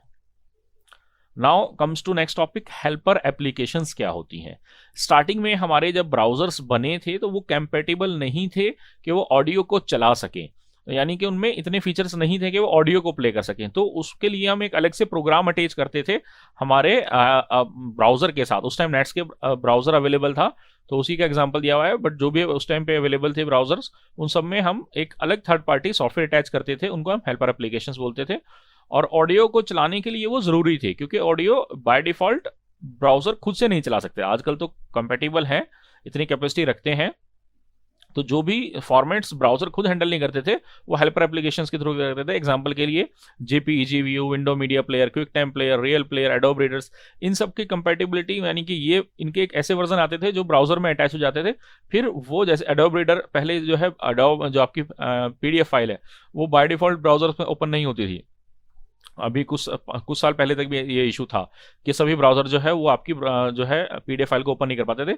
उसके लिए हमें किसी तरह की एक्सटेंशंस वगैरह ऐड करनी पड़ती थी एडोब रीडर की या और किसी थर्ड पार्टी टूल की, ताकि हम पीडीएफ को रीड कर सकें। ऐसे ही ऑडियो के लिए भी हमें कुछ जो थर्ड पार्टी सॉफ्टवेयर हैं वो ऐड करने पड़ते थे हमारे सॉफ्टवेयर में, जिनको हम हेल्पर एप्लीकेशंस बोलते हैं। इसी के एग्जाम्पल्स आगे आ भी रहे हैं, कौन कौन से हैं वो। जैसे आपका MIDI का, अच्छा ये एग्जांपल से पहले देख लेते हैं। MIDI जो मैंने बताया था आपको, म्यूजिकल इंस्ट्रूमेंट डिजिटल इंटरफेस, ये इसकी फुल फॉर्म होती है। जो हमारे जो साउंड कार्ड होता है हमारे कंप्यूटर के अंदर या किसी भी डिजिटल डिवाइस के अंदर, उस पे उसके कह सकते हैं उसके प्रोग्राम, उसका एक प्रोग्राम रन करता है जो साउंड की, कि भाई किस नोट को कितना लॉन्ग आपके जनरेट करना है कोई भी साउंड जनरेट करने के लिए। तो जो जितने भी हमारे एक्चुअल के डिवाइसेस हैं, गिटार है या आपके पियानो है, इसमें देखा होगा आपने कई सॉफ्टवेयर्स आते हैं जिनके थ्रू हम ये अलग अलग साउंड क्रिएट कर सकते हैं। तो वो आपका MIDI फॉर्मेट सी होता है जो आपका वो म्यूजिकल इंस्ट्रूमेंट की साउंड जनरेट करता है। तो ये हमारे एक तरह से कह सकते हैं कि इंटरफेस की तरह काम करता है, हमारे साउंड कार्ड में अलग अलग तरह की इंस्ट्रक्शन देके उन एक्चुअल डिवाइसेस की साउंड जनरेट करने के लिए। मिक्स पोर्ट, अब यहां से आपके जो है हेल्पर एप्लीकेशन शुरू हो जाती हैं। मिक्स पोर्ट जो है वो आपका एक फ्री फ्लैश विजेट था, जिससे हम हमारी वेबसाइट के अंदर जो है कोई भी जो एक थर्ड पार्टी कह सकते हैं ऑडियो या वीडियो एम्बेड कर सकते थे। और जो है इसके अंदर आपके आर्टिस्ट के सॉन्ग का और जो पॉपुलर सॉन्ग है या प्लेलिस्ट का नाम आता था। इट्स काइंड ऑफ जैसे स्पॉटिफाई या गाना आपकी जो एप्लीकेशंस वगैरह हैं आजकल तो काफ़ी ज़्यादा एडवांस हो गई है, ये कह सकते हैं उसका थोड़ा सा ओल्डर वर्जन है। तो वो आपको कुछ एक लिंक कह सकते हैं देते थे, जिसको आप अपने वेबसाइट में एम्बेड करके उनका प्लेयर भी एम्बेड हो जाता था और आप अपनी ऑडियो भी चला पाते थे। तो इसका कौन ये कह सकते हैं कि ये था कि इसमें आपका वही वेबसाइट का लिंक आपको मिलता था, साइन अप करना पड़ता था और वो वेबसाइट का नाम वहां पर शो करता था। मिक्सपोर्ट की जो है हम बात करें तो इसी में आपके पास ऑनलाइन म्यूजिक पोर्टल भी था इनका, जैसे गाना.com के या आपकी मैंने बताया स्पॉटिफाई वगैरह की अपने पोर्टल्स वगैरह भी हैं। गूगल रीडर MP3 प्लेयर, ये गूगल का था आपका, स्टार्टिंग में आया था काफ़ी, जब आपके MP3 ये कह सकते हैं कि ऑडियो का बाय डिफॉल्ट नहीं था ऑप्शन ब्राउज़र के अंदर। तो गूगल आपका जो है एक गूगल MP3 प्लेयर या जीमेल प्लेयर के नाम से आता है, जो गूगल जो मतलब बाकी वेबसाइट्स में भी ये काम करता था। वो आपको एक लिंक जनरेट करके देता था जिसे आप अपनी वेबसाइट में लगा के जो है कोई भी ऑडियो प्ले कर सकते थे। फ्री था ये। इसमें आपके पास वॉल्यूम कंट्रोल यानी अप डाउन करने का ऑप्शन था, और ये आपकी ड्यूरेशन को ऑटो डिटेक्ट कर लेता था, यानी कितनी है, और वो आपको टाइम भी उसमें शो करता था कि भाई यहाँ से यहाँ तक कितना प्ले हो रहा है आपका। इसी तरीके से आपका ऑडियो MP3 प्लेयर है, ये भी आपकी जो है वेब पेजेस के अंदर बहुत अच्छे से काम करता है। इसमें ड्यूरेशंस भी आपकी आती है, एंड इसके अलावा ऑडियो प्लेयर रिक्वायर्स, हाँ इसमें और एग्जैक्ट ड्यूरेशंस नहीं आती थी, आपको डालनी पड़ती थी एग्जैक्ट ड्यूरेशन कितनी है। और इसमें वॉल्यूम कंट्रोल्स भी नहीं थे, स्टार्टिंग फेज में थे, तो आपके पास ऐसे मतलब काफ़ी सारे थर्ड पार्टी प्लेयर थे जो आपको ज़रूरत पड़ती थी अपनी ऑडियो फाइल को, अपने सॉन्ग को, अपनी म्यूज़िक फाइल को अपनी वेबसाइट में चलाने के लिए। ऐसे ही वो MP3 प्लेयर था, ये इसमें भी आपके पास एक तरह से कह सकते हैं कि ऑनलाइन ये कोड जनरेटर था, यानी आप इसमें बताइए आपको किस तरह की फाइल चलानी है, उसका सोर्स क्या है, उसको आप एम्बेड कर या यहाँ पर अपलोड कर दीजिए, वो आपको एक कोड जनरेट करके देता था फ्लैश बेस्ड जो था। अब तो फ्लैश भी आउटडेटेड हो गया। We can directly pass the MP3 link, हम MP3 का लिंक डायरेक्टली इसमें दे सकते थे और इसमें ऑटो प्ले का ऑप्शन होता था, और मीटर डेटा यानी कि एडिशनल इन्फॉर्मेशन भी हम इसमें जो है वो आपकी शो कर सकते थे। उसी याहू का एक MP3 प्लेयर के अलावा एक याहू मीडिया प्लेयर भी था, ऑलमोस्ट कह सकते हैं कि सेम ही था। मिनिमल इसमें पीस ऑफ टेक्स्ट यानी कि ऑप्शंस कम से कम थे, इसके अंदर प्ले बटन था, एक फ्लोटिंग प्लेयर का पॉपअप करके भी आ जाता था। बट आजकल इन सब की ज़रूरत नहीं पड़ती है हमें, हम डायरेक्टली बहुत ईजिली कोई भी जो ऑडियो फाइल है वो एम्बेड कर सकते हैं हमारे ब्राउज़र के अंदर। Now next is using a plugin to embed audio को एम्बेड करने के लिए हम प्लगइन्स का भी यूज़ कर सकते थे। प्लगइन्स आपके एडिशनल सॉफ्टवेयर्स होते हैं जो हम हमारी वेबसाइट में ऐड कर सकते हैं, थर्ड पार्टी टूल की तरह, जैसे आपके हेल्पर एप्लीकेशन है उसी तरीके से। Now next is there are different ways to embed video. ऐसे ही वीडियो को एम्बेड करने के भी बहुत सारे तरीके हैं हमारे पास। यूट्यूब हमें एम्बेड कोड देता है, वीमियो देता है, आजकल तो हमें फेसबुक्स के भी मिलते हैं। HTML5 का एक अलग कोड आता है, ये भी मैं इसी वीडियो में बताऊंगा कौन कौन से HTML5 के अपने एक के टैग्स हैं जो हम यूज़ कर सकते हैं। इसी तरीके से कुछ थर्ड पार्टी टूल्स हैं, फ्री वीडियो कन्वर्टर है, एम्बेड टैग है हमारे पास, क्विक मीडिया कन्वर्टर है, फ्री वीडियो कोडिंग है, वीडियो लाइट बॉक्स है, इजी HTML5, ये सब थर्ड पार्टी टूल्स हैं। तो ये सब हम देखेंगे कोड और विदाउट कोड कैसे हम वीडियो एम्बेड कर सकते हैं हमारी वेबसाइट में। सबसे पहले बात करेंगे वीडियो लाइट बॉक्स की। तो ये आपका एक विजार्ड है। विजार्ड क्या होता है, जैसे आप कोई सॉफ्टवेयर इंस्टॉल करते हैं विंडोज़ के अंदर, तो आपने देखा होगा एक पॉपअप आता है, उसमें से हमें कुछ ऑप्शन चूज करने होता है, नेक्स्ट नेक्स्ट करना होता है। इसी तरह का एक प्रोग्राम होता है ये विजार्ड भी। इसके अंदर हमें कुछ ऑप्शंस मिलते होते हैं, कुछ हमने उसमें से सेलेक्ट करने हैं, नेक्स्ट नेक्स्ट करना है, और दैट्स इट, हमें कोड मिल जाता है फाइनल। तो ये इसी तरह का आपका वीडियो लाइट बॉक्स प्रोग्राम है जो विंडोज़ और मैकिंटोश दोनों के लिए अवेलेबल है। तो ये आपका जो है नॉन कमर्शियल यूज़ के लिए यानी पर्सनल यूज़ के लिए आपका अवेलेबल है, और अगर आपको उसको किसी कमर्शियल यूज़ के लिए लेना है तो उसको परचेज करना पड़ता था। तो इसमें आपको जो है ऑप्शंस आते थे कि आप कहाँ पर एम्बेड करना चाहते हैं, यूट्यूब के अंदर या फेसबुक से या गूगल से या मैट कैफे, अलग अलग सोर्सेज से कहाँ से आप वीडियो लगाना चाहते हैं अपनी वेबसाइट में, तो उसका कोड जनरेट करके दे देता आपको ये। इसकी कुछ अलग अलग तरह की टेम्पलेट्स भी थी, जैसे प्लेयर्स की टेम्पलेट्स आती थी पहले, तो काफ़ी फन था, आजकल इसको कोई ज़्यादा यूज़ नहीं करता। तो अलग अलग शेप्स हैं, राउंडेड, रेक्टेंगुलर या पोलरॉइड, अलग अलग तरह की अलग कलर के ऑप्शन आते थे कि भाई किस तरह का प्लेयर आपको लगाना है। फ्री वीडियो कोडिंग, ये भी सेम आपको जो है ऑनलाइन सर्विस थी, freevideocoding.com करके, अब तो अवेलेबल नहीं है ये। तो इसमें भी आप एक जो है web based video player generate कर सकते थे, विजार्ड की तरह काम करता था ये भी, और अलग अलग फाइल फॉर्मेट्स को सपोर्ट करता था, WMV, MOV, SWF सबको। SWF का फ्लैश का होता है, आगे आएगा ये। क्विक मीडिया कन्वर्टर आपका एक और इसी तरह का सॉफ्टवेयर है जो आपके विंडो बेस्ड कन्वर्टर है ऑडियो और वीडियो के लिए, अलग अलग फाइल फॉर्मेट्स को आप कन्वर्ट कर सकते हैं। एक टाइम ऐसा आया था हमारे पास, बहुत सारे छोटे छोटे डिवाइसेस आ गए थे, आपके जैसे एप्पल के वो आईपॉड्स थे, और सोनी के छोटे छोटे प्लेयर्स थे डिजिटल, तो सब में अलग अलग फॉर्मेट सपोर्ट करते थे, तो हमें बहुत सारे कन्वर्टर की ज़रूरत पड़ती थी। आजकल इन सब की तरह कम ही ज़रूरत पड़ती है। तो इसमें आपके पास एम्बेड करने का कोई कोड नहीं होता था, डायरेक्टली आप किसी वेबसाइट के लिए जो है इसको यूज़ कर सकते थे। वो एम्बेड करके भी आपके पास एक टूल या वेबसाइट के तौर पे अवेलेबल है, इसका यूज़ करके आप जो है तो एक URL जनरेट कर सकते हैं, YouTube, Vimeo, Dailymotion, Flickr और स्क्रिप्ट वगैरह वेबसाइट से। एंड सिंपल आपकी कुछ API जनरेट करके दे देता है। खैर अब तो इसकी ज़रूरत नहीं पड़ती है। फ्री वीडियो कन्वर्टर भी इसी तरह का सेम सॉफ्टवेयर है, सेम काम करता है। आपकी थर्ड पार्टी वेबसाइट है ये आपकी, ताकि आप एक वेब रेडी यानी इंटरनेट पर पब्लिश करने के लिए एक कोड जनरेट कर सकें, फाइल के फॉर्मेट्स अलग अलग कन्वर्ट कर सकें। तो ये आपका बेसिकली एक तरह का फ्लैश प्लेयर था जो आपके वीडियो को फ्लैश में कन्वर्ट कर देता था, और आप फ्लैश फाइल के तौर पर उसको चला सकते थे। नेक्स्ट है embed flash file in web page. अब फ्लैश फाइल अगर हम हमारी वेबसाइट में चलाना चाहते हैं तो उसके लिए हम ड्रीम व्यूवर के अंदर अलग ऑप्शन आता है। ड्रीम व्यूवर एक सॉफ्टवेयर है हमारा, जिसमें हम फ्लैश फाइल्स बना सकते हैं और वेब पेज वगैरह डिज़ाइन भी कर सकते हैं। वेब पेज बनाने के लिए यूज़ होता है basically. Inserting flash into web pages manually, code लिख कर भी कर सकते हैं। उसके लिए एम्बेड और ऑब्जेक्ट टैग है हमारे पास, ऑब्जेक्ट टैग यूज़ करते हैं basically. By embedding flash media so it validate, हम इसमें कमेंट टैग के अंदर भी कोड लिख कर सकते हैं एम्बेड टैग के थ्रू, और जावास्क्रिप्ट के थ्रू हम भी इसको जो है एम्बेड किया जा सकता है। इसके अलावा एक SWF ऑब्जेक्ट करके भी एक टूल आता है, ये भी आपका हमारी हेल्प कर सकता है फ्लैश फाइल चलाने के लिए। बट अभी ये सब आउटडेटेड हो गया है, क्योंकि फ्लैश अब सपोर्ट ही नहीं करते सारे ब्राउज़र से। लास्ट टू लास्ट ईयर इसका जो सपोर्ट है वो ख़त्म कर दिया सभी ब्राउज़र्स ने। फ्लैश प्लेयर आउटडेटेड हो चुका है, जो है ऑब्सोलीट हो चुका है। Now comes to audio embedding. Audio अगर हम एम्बेड करना चाहते हैं हमारी वेबसाइट के अंदर, तो उसके लिए सबसे जो सिंपल टैग है that is BG sound tag. Background में साउंड लगाने के लिए यूज होता है। इसमें हम बीजी साउंड लिखते हैं, फिर सोर्स इक्वल्स टू करके उस फाइल का नाम देते हैं पाथ के साथ। अगर कोई पाथ है तो पाथ लिखेंगे, नहीं है तो फाइल का नाम दे देंगे डायरेक्टली।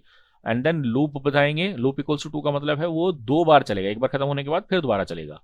तो एसआरसी यानी सोर्स हो गया हमारे पास, कहाँ से हमें फाइल लेनी है, कौन सी फाइल प्ले करनी है, और लूप का मतलब है कितनी बार चलेगा। लूप 0 है तो इसका मतलब नहीं चलेगा, वो रिपीट ही होगा। -1 का मतलब है इंडेफिनिटली चलता रहेगा, और कोई नंबर डाल देंगे पॉजिटिव तो वो उतनी बार चलेगा।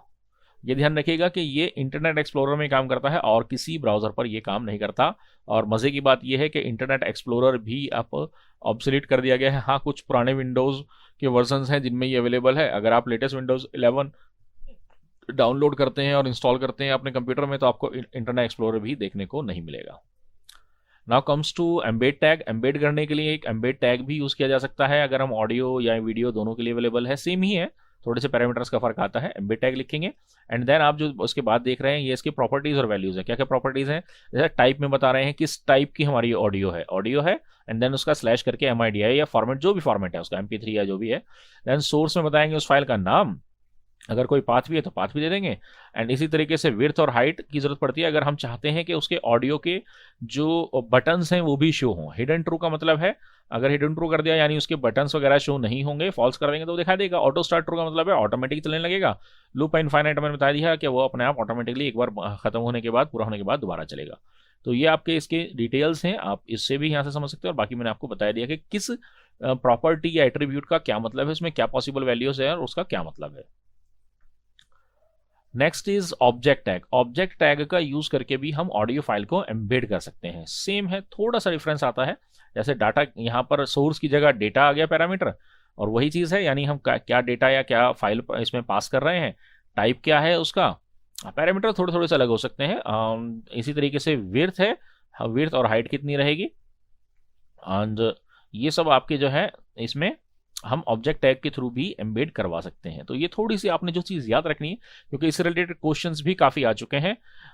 और मैंने कुछ वीडियोस बनाई हैं जिसमें मैंने इससे रिलेटेड 5 ईयर जो MCQs पूछे जा चुके हैं वो मैंने यहाँ पर दिए हैं। मैं एक सब्जेक्टिव क्वेश्चंस की भी एक वीडियो अलग से बनाऊंगा, लेकिन ऑब्जेक्टिव क्वेश्चंस क्या क्या आ चुके हैं इस चैप्टर की मैंने एक अलग से वीडियो बनाई हुई है। उसका लिंक मैं इसमें नीचे भी दे दूंगा आपके डिस्क्रिप्शन में, और आप ऊपर कोशिश करूंगा मैं आई बटन में भी डाल दूं, तो आप वहां से चेक कर लीजिएगा।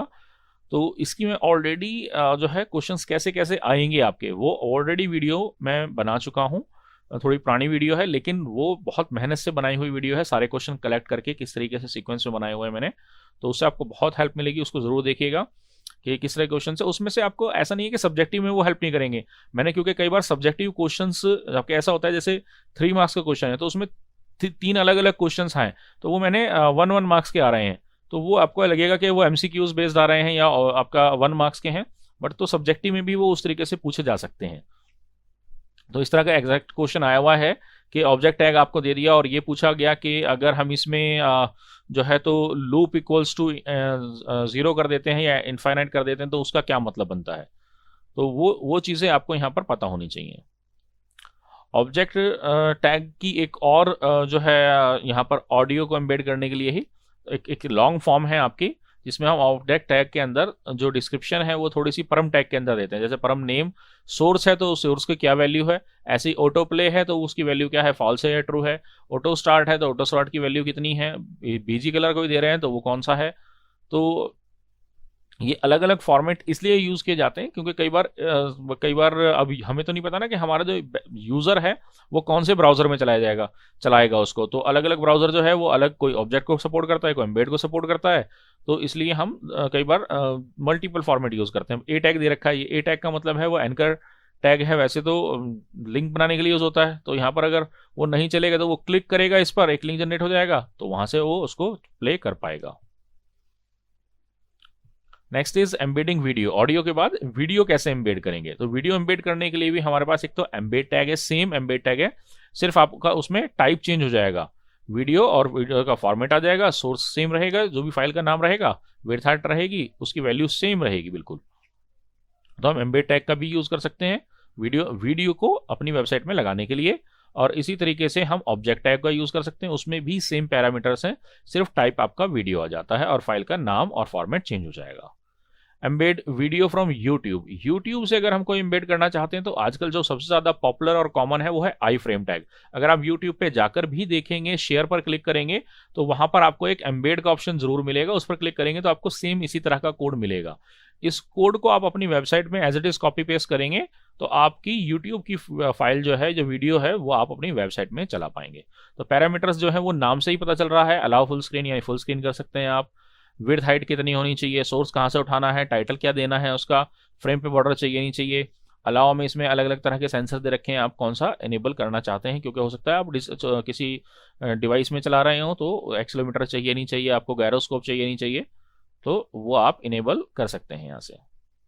तो ये जो है आप वीमियो, फेसबुक, यहाँ से भी सेम इसी तरह का कोड जो है आप ले सकते हैं एम्बेडिंग का। Next is HTML5। HTML5 के अंदर वीडियो टैग है, जो HTML का लेटेस्ट वर्जन है उसके अंदर एक वीडियो ही नाम से टैग है, बहुत सबसे कॉमन है ये। इसके लिए हमें किसी थर्ड पार्टी टूल की ज़रूरत नहीं है, सभी लेटेस्ट ब्राउज़र इसको सपोर्ट करते हैं। तो आप वीडियो टैग लगाकर उसमें विड्थ, हाइट और बता सकते हैं कि पोस्टर में क्या कलर चाहिए, ऑटो प्ले करना है नहीं करना है, एंड सोर्स क्या है। देखिए इसमें दो जगह सोर्स दे रखे हैं, दो अलग अलग सोर्स यूज़ कर रखे हैं।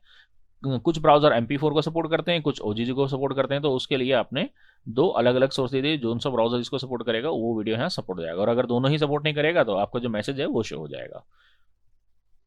इंसर्टिंग फ्लैश, अगर हमें फ्लैश फाइल यानी कि किसी तरह की एनिमेशन फाइल जो है वो चलानी है तो उसके लिए हम ऑब्जेक्ट टैग का यूज करते हैं, वही सेम पैरामीटर या एम्बेड टैग दोनों यूज किए जा सकते हैं। एम्बेड टैग सपोर्ट करता होगा, एम्बेड से आ जाएगा आपकी, और अगर आपकी ऑब्जेक्ट टैग सपोर्ट करेगा तो ऑब्जेक्ट से आपकी फाइल एम्बेड हो जाएगी आपके ब्राउजर में। लेकिन अभी ये नहीं चलाइएगा, सिर्फ याद रखना है इसको, क्योंकि ये कोड काम नहीं करेगा। ब्राउजर आज की डेट में फ्लैश सपोर्ट नहीं करते हैं। आपके पास कोई विंडो 7 या उससे पुराना सिस्टम है और पुराना ही ब्राउजर, तो शायद सपोर्ट कर जाए एक बार को। Embed flash file on a web page, object tag use कर सकते हैं, सेम पैरामीटर्स हैं, आपने सिर्फ इसका टाइप, डेटा याद रखना है। इसमें डाटा यानी फाइल नेम हो गया, टाइप आपकी किस तरह की फाइल है, ये कुछ उसके एट्रीब्यूट्स और उसकी वैल्यूज हैं, तो आपने ये ध्यान रखनी। इसको नहीं भी, क्योंकि चलेगा तो है नहीं वैसे भी, क्योंकि आउटडेटेड हो गया है। Unit 3 JavaScript. जावास्क्रिप्ट के नोट्स की अगर हम बात करें, सबसे पहले कुछ इंपॉर्टेंट पॉइंट डिस्कस कर लेते हैं क्या है हमारे जावास्क्रिप्ट के।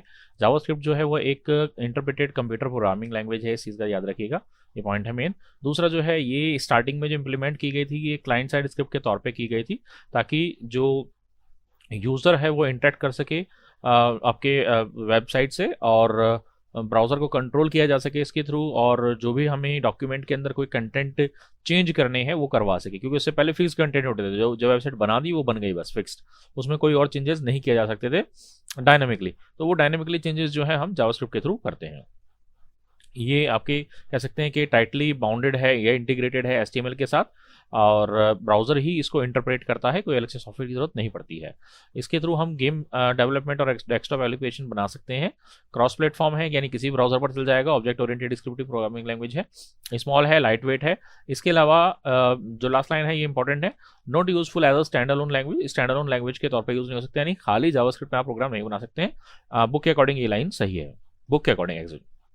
आजकल ऐसे कुछ एडवांस फ्रेमवर्क अवेलेबल हैं जिसके थ्रू आप बना सकते हैं, बट आपके लिए फिलहाल ये है कि ये एक स्टैंड अलोन लैंग्वेज नहीं है, यानी ये जावास्क्रिप्ट के साथ ही यूज हो सकती है, अकेले इसका इस्तेमाल करके कोई भी हम जो है सॉफ्टवेयर नहीं बना सकते हैं।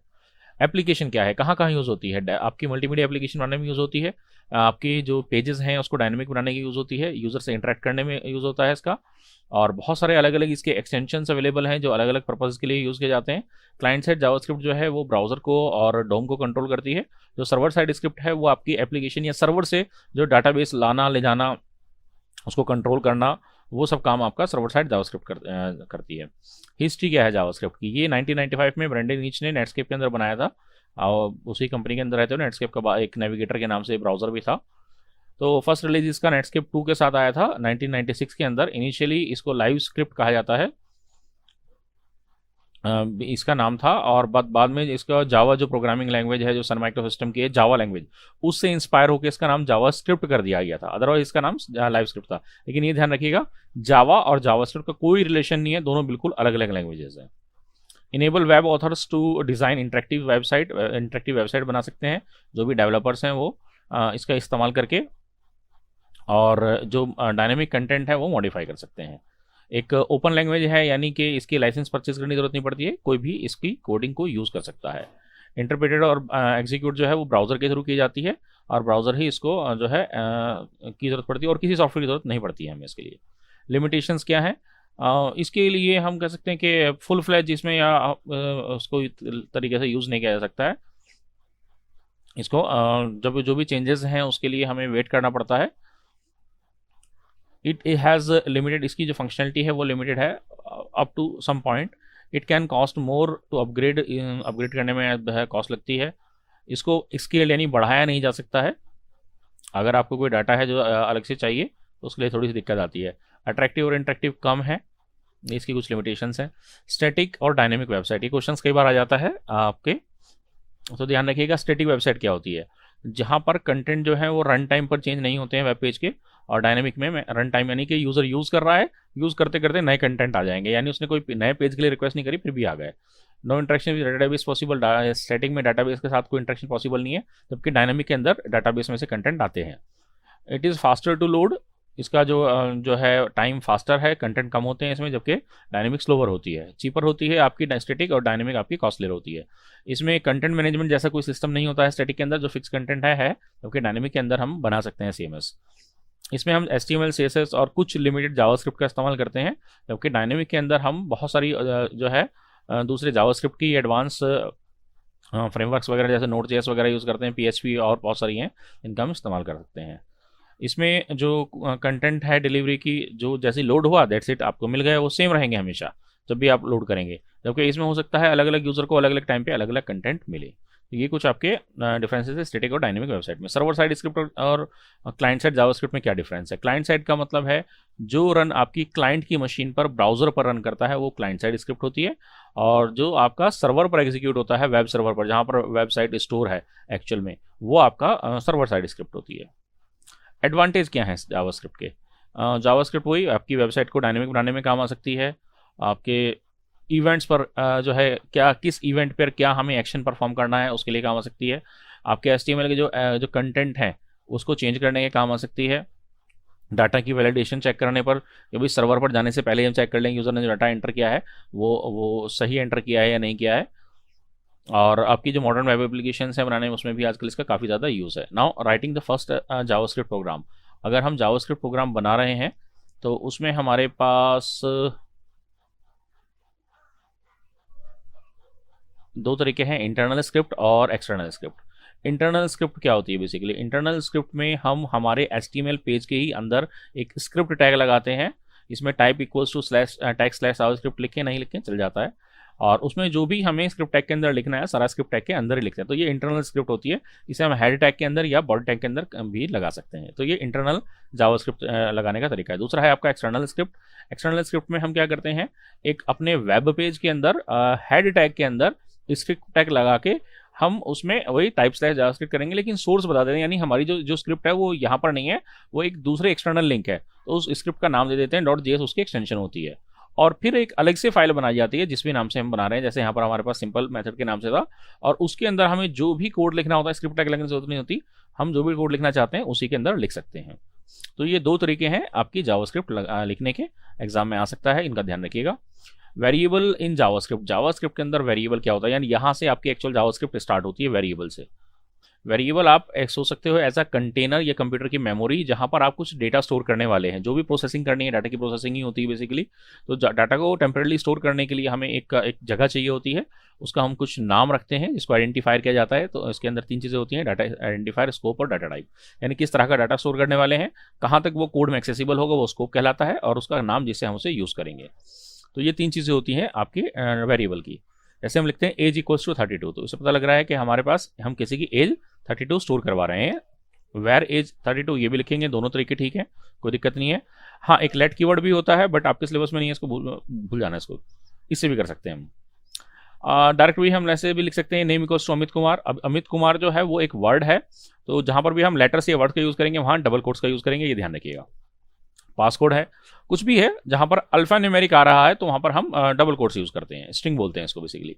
कांस्टेंट डिक्लेयर करना है तो उसके लिए कांस्ट कीवर्ड होता है, pi equals to 314, interest equals to 3।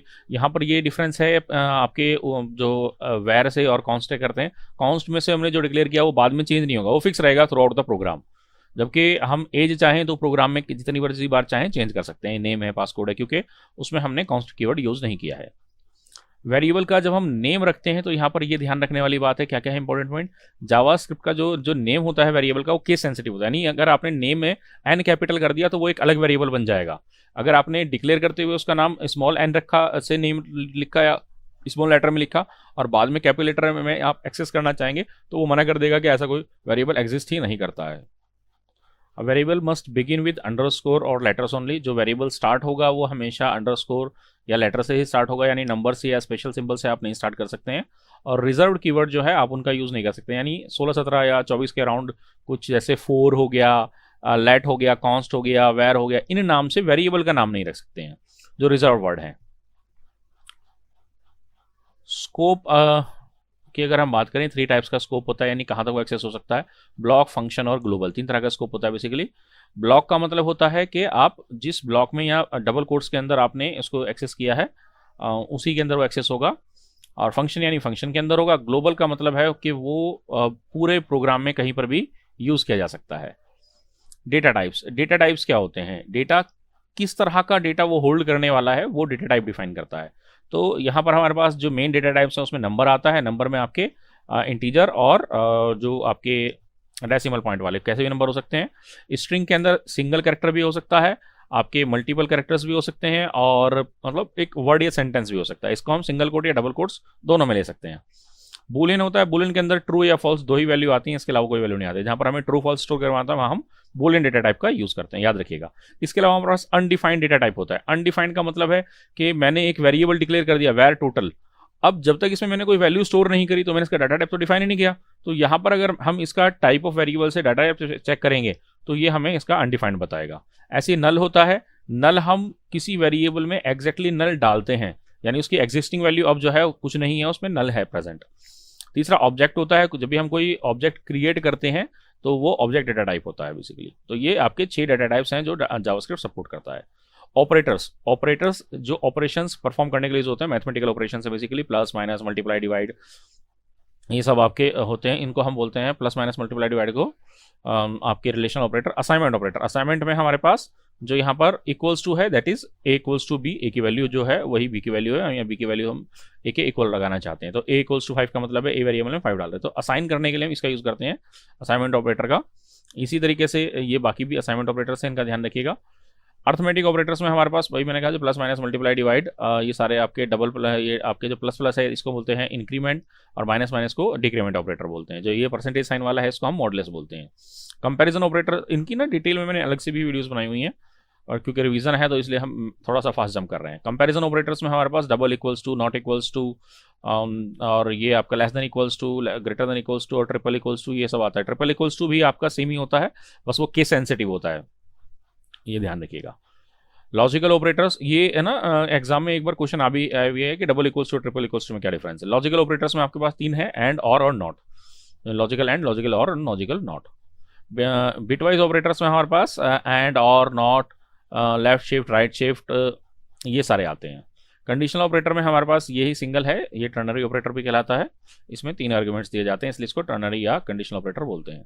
Loops क्या होते हैं जावास्क्रिप्ट में? जावास्क्रिप्ट में किसी स्टेटमेंट को या ग्रुप ऑफ स्टेटमेंट को, यानी कई सारी जो लाइन ऑफ कोड है उसे मैं बार बार रिपीट करना चाहता हूं, तो उसके लिए हम जो है लूप्स का इस्तेमाल करते हैं। डिफरेंट काइंड्स ऑफ लूप्स होते हैं हमारे पास। फॉर लूप्स होता है, फॉर इन है, वाइल लूप है, और डू वाइल है। 4 तरह के लूप्स होते हैं जावास्क्रिप्ट के अंदर। फॉर और फॉर इन थोड़े से मिलते जुलते हैं, और वाइल और डू वाइल का सिंटेक्स थोड़ा सा मिलता है। फॉर लूप को हम जब किसी चीज़ को किसी एक स्टेटमेंट या एक से ज़्यादा स्टेटमेंट को नंबर ऑफ टाइम्स चलाना होता है, इसमें जैसे मैंने 1 से लेके 7 से कभी यानी 6 तक, 6 बार चलेगा ये कोड, एक एक इंक्रीमेंट करता हुआ, हम इस तरह की कंडीशन से भी यूज़ करते हैं, तो हम फॉर लूप्स का इस्तेमाल करते हैं। फॉर इन का यूज़ किया जाता है जब हम किसी एरे में से या ऑब्जेक्ट में से वैल्यू उठा रहे होते हैं। तो एक साथ बताते हैं, यहाँ पर हमने एक फ्रूट नाम से क्या बनाया, एक एरे बना दिया, एप्पल, मैंगो, ऑरेंज, उसमें स्टोर कर दिया। अब हम कह रहे हैं कि भाई एक एक करके वो वैल्यू आए। अब उसका हम यहाँ पर डॉक्यूमेंट डॉट राइट से सिंपली राइट कर रहे हैं, आप जो मर्जी करवाना चाहें वो करवा सकते हैं। तो जब एरे में से एक एक करके वैल्यू उठानी होती है तो हम यूज़ करते हैं फॉर इन का। एंड डू वाइल जो है आपका यूज़ होता है जब हमें किसी कंडीशन के अकॉर्डिंग लूप्स को बार बार चलाना है, लेकिन एटलीस्ट वो एक बार तो चले, कंडीशन फॉल्स है तब भी, उस केस में हम डू वाइल चेक करते हैं, क्योंकि पहले ये लूप चलता है फिर कंडीशन चेक होती है, जबकि वाइल लूप के अंदर पहले ही कंडीशन चेक हो जाती है, अगर ट्रू है तो वो एग्जीक्यूट करेगा, अदरवाइज वो एग्जीक्यूट नहीं करेगा। तो ये 4 तरह के लूप होते हैं। आप इसका सिंटेक्स याद रखेंगे, अगर एग्जाम में क्वेश्चन आ गया तो भी लिख सकते हैं, वैसे इस तरह के क्वेश्चन आते नहीं है, ये जस्ट मैंने इंट्रोडक्शन के पॉइंट ऑफ व्यू से बताया। फंक्शंस क्या होते हैं? फंक्शंस आपके कुछ कह सकते हैं ग्रुप ऑफ स्टेटमेंट होती हैं जो कुछ स्पेसिफिक टास्क को परफॉर्म करती हैं। तो इसमें आर्ग्यूमेंट भी हो सकते हैं, यानी हम कोई डेटा इनपुट भी दे सकते हैं, और कुछ वैल्यू हमें रिटर्न आउटपुट के तौर पे भी मिल सकती है। ये में है, यानी हो भी सकती है और नहीं भी। टाइप्स ऑफ फंक्शन, 2 तरह के फंक्शंस या मेथड्स होते हैं, इनको मेथड्स भी बोलते हैं। बिल्ट इन, यानी जो पहले से जावास्क्रिप्ट के अंदर डिफाइन किए हुए हैं, जिसने जावास्क्रिप्ट बनाई है, जो इसका लेटेस्ट वर्जन आप यूज कर रहे हैं, उसमें कोई ना कुछ मेथड्स या बहुत सारे मेथड्स पहले से बने हुए हैं, वो आपके बिल्ट इन मेथड्स होते हैं। To string, concat, length, match, index और पुश, पॉप, ऐसे बहुत सारे हैं, आगे आएंगे। ये सब आपके बिल्ट इन मेथड्स या फंक्शंस कहलाते हैं। यूजर डिफाइन, यानी कि जो कोडर है, जो आपका प्रोग्रामर है, वो अपने इस्तेमाल के लिए कुछ कोड लिखना चाहता है, तो वो अपना कोड बना सकता है स्क्रिप्ट के अंदर। वो माई फंक्शन या किसी भी नाम से फंक्शन बनाएगा, उसके अंदर जितनी स्टेटमेंट भरनी है 10, 20, 50 वो उसके अंदर भर देगा, फिर उसको जितनी बार चाहे अपने कोड के अंदर वो इस्तेमाल कर सकता है। तो यानी अगर आपको लगता है कि कुछ ग्रुप ऑफ स्टेटमेंट बार बार इस्तेमाल होने वाली है, तो आप उनको कोड करके पहले ही रख लेंगे फंक्शन के तौर पे, तो वो आपके यूजर डिफाइंड फंक्शंस कहलाते हैं। नाउ एरे, एरे क्या होता है? एरे आपका एक तरह का स्पेशल तरह का ऑब्जेक्ट होता है, जिसमें हम किसी मतलब मल्टीपल वैल्यूज एक तरह की जब स्टोर करनी होती हैं, चाहे वो नंबर्स हैं, चाहे वो स्ट्रिंग है, या और किसी तरह का डेटा है, वो अगर हमें स्टोर करना है एक सिंगल के अंदर, तो हम उसका यूज करते हैं। जैसे हमने ये एक एरे बना लिया जिसमें हमने एप्पल, बनाना, ऑरेंज वगैरह यूज कर लिया। इसकी इंडेक्सिंग जो होती है, यानी इसकी जो नंबरिंग होती है, पोजीशन जो होती है, वो 0 से स्टार्ट होती है, ये ध्यान रखिएगा, 0 से लेके 1 2 3 इस तरह से चलती है। नाउ इसको कैसे डिक्लेयर करते हैं? Fruit var fruits new array, चाहे तो ऐसे कर लीजिए, या सिंपल जो है आप एक काम कीजिए, वेयर फ्रूट्स लिखिए, इक्वल्स टू करके भी आप एक एक करके वैल्यू डालेंगे। मैं आगे अगले वाला एग्जांपल में दिखाऊंगा कैसे करते हैं, ऐसे भी कर सकते हैं, एक एक करके भी कर सकते हैं। फ्रूट 0 में एप्पल, फ्रूट 1 में बनाना, फ्रूट 2 में ऑरेंज, इस तरह से भी दे सकते हैं। ऑब्जेक्ट, ऑब्जेक्ट जो है वो आपका एक तरह का बंडल होता है, या बॉक्स कह लीजिए, कंटेनर कह लीजिए, जिसमें 2 चीजें होती है, प्रॉपर्टी और मेथड्स, किसी भी चीज से रिलेटेड। तो ये की वैल्यू पेयर जो है आपकी स्टोर करता है मेमोरी में। इस तरीके से समझ लीजिए कि एक बॉक्स जिसके अंदर बहुत सारी प्रॉपर्टी हैं किसी एक चीज से रिलेटेड, और कुछ मेथड्स हैं उससे रिलेटेड। तो ये इन दोनों को स्टोर करने का ही काम करता है। जैसे हमने कहा स्ट्रिंग डॉट लेंथ, तो स्ट्रिंग डॉट लेंथ जो है, यहाँ पर ये ध्यान रखिएगा, ये स्ट्रिंग नाम का एक ऑब्जेक्ट पहले से बना हुआ है, उसमें ये लेंथ जो है ये प्रॉपर्टी है उसकी, क्योंकि इसके आगे इसके आगे जो राउंड ब्रैकेट्स हैं वो नहीं लगे हुए हैं। String dot to upper case, इसके आगे राउंड ब्रैकेट्स लगे हुए हैं, तो ये मेथड है। यानी स्ट्रिंग ऑब्जेक्ट जब जावास्क्रिप्ट में बनाया गया तो उसके अंदर ये प्रॉपर्टी और ये मेथड पहले से बने हुए हैं, हमें जस्ट इनको यूज करना है। तो आप ऐसे समझ लीजिए इसको। नाउ हमारे पास, मैंने बताया, ये भी एक तो बिल्ट इन हो गए, यानी कि जो पहले से बने हुए हैं, मैथ ऑब्जेक्ट है, स्ट्रिंग ऑब्जेक्ट है, डेट ऑब्जेक्ट है, एरे ऑब्जेक्ट है, ये सब आपके सिलेबस में भी हैं। तो इनके अंदर बहुत सारी अपनी प्रॉपर्टीज और मेथड्स भी हैं जो आपको कुछ पता होनी चाहिए। आगे इसी वीडियो में मैं आपको उसको कवर भी कर रहा हूँ। और इसके अलावा यूजर डिफाइन, यूजर डिफाइन जो यूजर डिफाइन कर रहा है, जो प्रोग्रामर या कोडर है वो डिफाइन कर रहा है। तो इसमें आपके पास किसी जिससे रिलेटेड डाटा या इन्फॉर्मेशन आपको स्टोर करनी है, तो उससे क्या क्या इन्फॉर्मेशन स्टोर होने वाली है उससे रिलेटेड हम ऑब्जेक्ट बना लेते हैं, फिर उसकी कुछ प्रॉपर्टीज डिफाइन कर लेते हैं, मेथड डिफाइन कर लेते हैं। किसी यूजर का करना है, एम्प्लॉय का करना है, प्रोडक्ट का करना है, बुक का करना है, स्टूडेंट का करना है, कारण का करना है, तो उस नाम से एक ऑब्जेक्ट बनाएंगे, उनकी कुछ प्रॉपर्टीज डिफाइन करेंगे, कुछ मेथड डिफाइन करेंगे, देन उनको यूज करते रहेंगे। ये अभी फिलहाल आपके स्कोप से थोड़ा सा बाहर है, बट अगर आप बिल्ट इन से भी काम चला लेंगे, क्योंकि सिलेबस में आपके इतना ही है। Now comes to math object. Math object क्या है? मैथ की प्रॉब्लम्स को सॉल्व करने के लिए पहले से ही कुछ प्रॉपर्टीज और कुछ मेथड्स बनाए हुए हैं, आपको जस्ट उनको यूज करना है, तो वो आपके मैथ ऑब्जेक्ट के अंदर डिफाइन है। मैथमेटिकल ऑपरेशंस, इसमें आपके जैसे मैथ डॉट मैक्स, मैक्स क्या करेगा, उसके ब्रैकेट के अंदर जितने भी नंबर्स होंगे उनमें से जो आपका सबसे बड़ा नंबर होगा वो रिटर्न कर देगा, largest. Math dot power, power निकालने का काम आता है, एक्स की पावर वाई निकालनी है तो वो आपको निकाल के दे देगा, आपको जरूरत नहीं है, आपको काफी बड़ी पावर निकालनी है, आप थोड़ी निकालने बैठोगे, तो आप इस मेथड का यूज कर लेंगे। मैथ डॉट रैंडम, हर बार एक 0 से 1 के बीच का जो है एक नंबर जनरेट करके दे, जितनी बार भी चलाओगे उतनी बार आपको नया रैंडम नंबर मिलेगा। मैच डॉट राउंड आपको जैसे जैसे आप डेसिमल पॉइंट हटाना चाहते हैं तो वो हटाने का काम करता है, नियरेस्ट इंटीजर बताता है। इसका भी एग्जांपल आगे है। मैथ डॉट स्क्वायर रूट निकालने का काम आता है। तो ये आपके पास पहले से बने हुए हैं, आपको जस्ट इन्हें यूज करना है। तो ये आपके मैथ ऑब्जेक्ट के क्या हैं, कुछ मेथड्स हैं। Absolute, log, power, random, round, square root, ये मैंने बताया। मैथ एग्जाम में इससे रिलेटेड क्वेश्चंस भी आए हुए हैं। मैथ डॉट राउंड की बात करें तो 8.7896 है जैसे, तो इसको राउंड करके क्या है, 8 पॉइंट के बाद 7 आ रहा है, यानी 5 से बड़ा है तो ऑटोमेटिकली उसको वो 9 में कन्वर्ट कर देगा। मैथ डॉट रैंडम है तो हर बार मैंने जैसे कहा कि 0 और 1 के बीच का एक अलग सा नंबर जनरेट करके देगा, वो भी 10-12 डिजिट के अराउंड। मैथ डॉट मैक्स 5,10 यानी कि ये जो बड़ा नंबर होगा वो रिटर्न कर देगा, मिन जो है वो लेसर नंबर दे देगा। तो इस तरह के क्वेश्चंस ऑलरेडी आपके पास आए हुए हैं, जो बार बार स्टूडेंट परेशान हो रहे हैं कि भाई सर जावास्क्रिप्ट का कोड का कैसे क्वेश्चंस आएंगे, इस तरह के क्वेश्चंस आएंगे। इसके अलावा मैंने बताया था कि जो 5 ईयर ओल्ड क्वेश्चंस हैं जो पूछे जा चुके हैं, वो सारे क्वेश्चंस मैंने ऑलरेडी वहां पर डिफाइन किए हुए हैं, रन करके भी दिखाए हुए हैं, वो वीडियो जरूर देखिएगा, उससे आपको बहुत सारी चीजें जो है वो क्लियर होंगी। Now comes to string object. String object क्या होता है? स्ट्रिंग जैसे हमारे पास डेटा हम कुछ स्टोर करना चाहते हैं टेक्स्ट के फॉर्म में, तो वो स्ट्रिंग के अंदर जाता है। तो स्ट्रिंग नाम का एक ऑब्जेक्ट पहले से बना हुआ है जो आपके सीक्वेंस ऑफ कैरेक्टर को रिप्रेजेंट करता है। अब उस पर पहले से ही बहुत सारी प्रॉपर्टीज और मेथड्स डिफाइन है अलग अलग ऑपरेशंस परफॉर्म करने के लिए। क्या क्या मेथड्स हैं वो या प्रॉपर्टीज हैं, ये सबसे पहले देख लेंगे। इसमें सबसे पहले है हमारे पास कि हम स्ट्रिंग बनाते कैसे हैं। वेर स्ट्रिंग, str, कुछ भी नाम ले लेते हैं, जो भी रिलेटेड नाम होता है, और उसमें डबल कोट्स में लिख देंगे या सिंगल कोट्स में लिख सकते हैं, या आपके ये जो दूसरे कोट्स होते हैं टैब के ऊपर ये निशान होता है, इसका भी इस्तेमाल कर सकते हैं अगर आपको कॉन्स्टेंट बनाना है तो ये अलग अलग तरीके हैं स्ट्रिंग डिफाइन करने के। नाउ ये कुछ मेथड्स हैं जो आप यूज कर सकते हैं किसी स्ट्रिंग या ग्रुप ऑफ कैरेक्टर्स पर अलग अलग ऑपरेशंस परफॉर्म करने के लिए। इससे रिलेटेड भी काफी क्वेश्चंस आए हुए हैं। कैर एट आपको स्पेसिफाइड बताएगा कि आपको किसी स्ट्रिंग में से कोई सब स्ट्रिंग निकालनी है कि भाई वो उस कैरेक्टर पर क्या है। कॉनकैट दो स्ट्रिंग को जोड़ने के काम आता है। दो स्ट्रिंग हैं आपके पास, दो वर्ड्स हैं आपके पास, ये सेंटेंस है, उनको जोड़ना चाहते हैं। एंड्स विद चेक करके बताएगा कि इस लेटर का या इस सेंटेंस का या इस वर्ड का एंड इससे हो रहा है या नहीं हो रहा, ING से हो रहा है या नहीं हो रहा है, ED से हो रहा है या नहीं हो रहा है। अगर आप चेक करना चाहते हैं तो वो बताएगा। इंडेक्स ऑफ पोजीशन बताएगा कि सर्च करके कि आपके उसमें कोई पर्टिकुलर सब स्ट्रिंग या छोटा सा वर्ड या सेंटेंस है या नहीं है आपकी पूरी बड़ी स्ट्रिंग में। To lower case to upper case आपकी स्ट्रिंग को बड़ी ABCD और छोटी ABCD में कन्वर्ट करने का काम आता है, कैपिटल लेटर और स्मॉल लेटर में। टू स्ट्रिंग में कन्वर्ट कर देता है, उसका डाटा टाइप चेंज कर देता है। वैल्यू ऑफ जो है उसकी कह सकते हैं कि वैल्यू निकाल के दे देता है स्ट्रिंग की।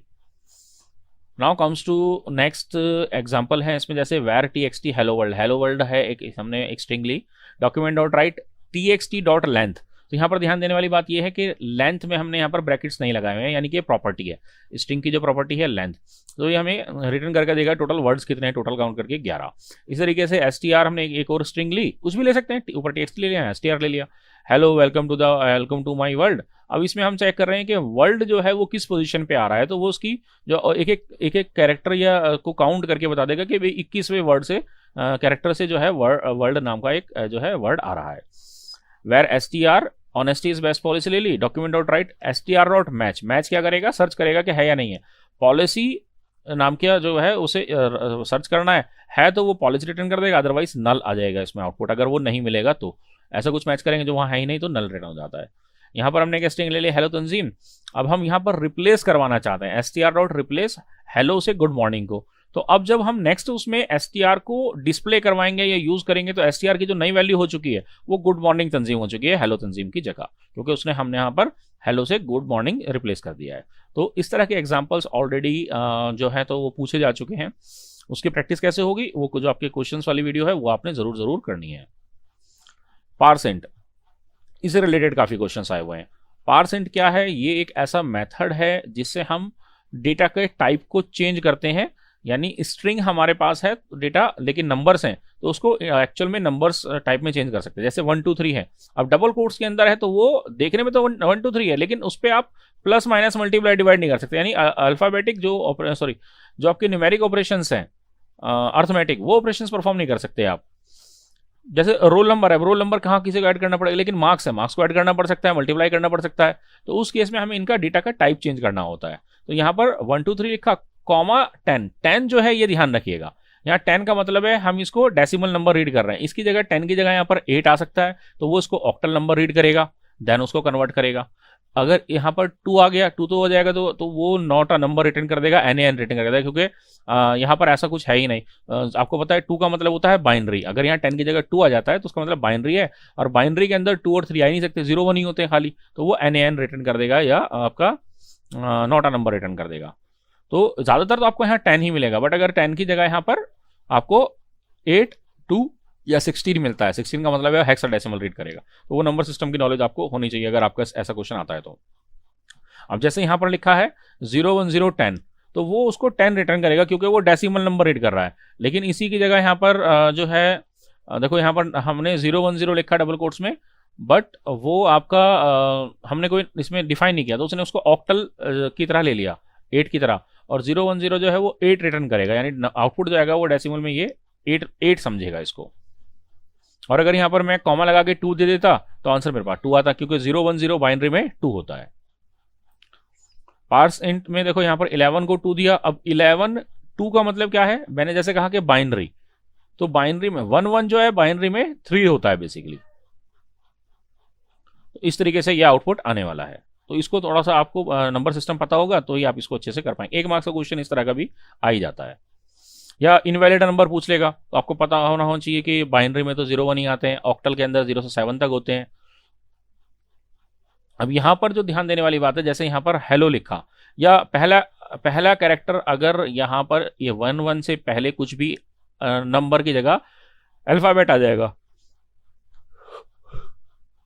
तो उस केस में ये NaN रिटर्न कर देगा, यानी नॉट अ नंबर रिटर्न कर देगा।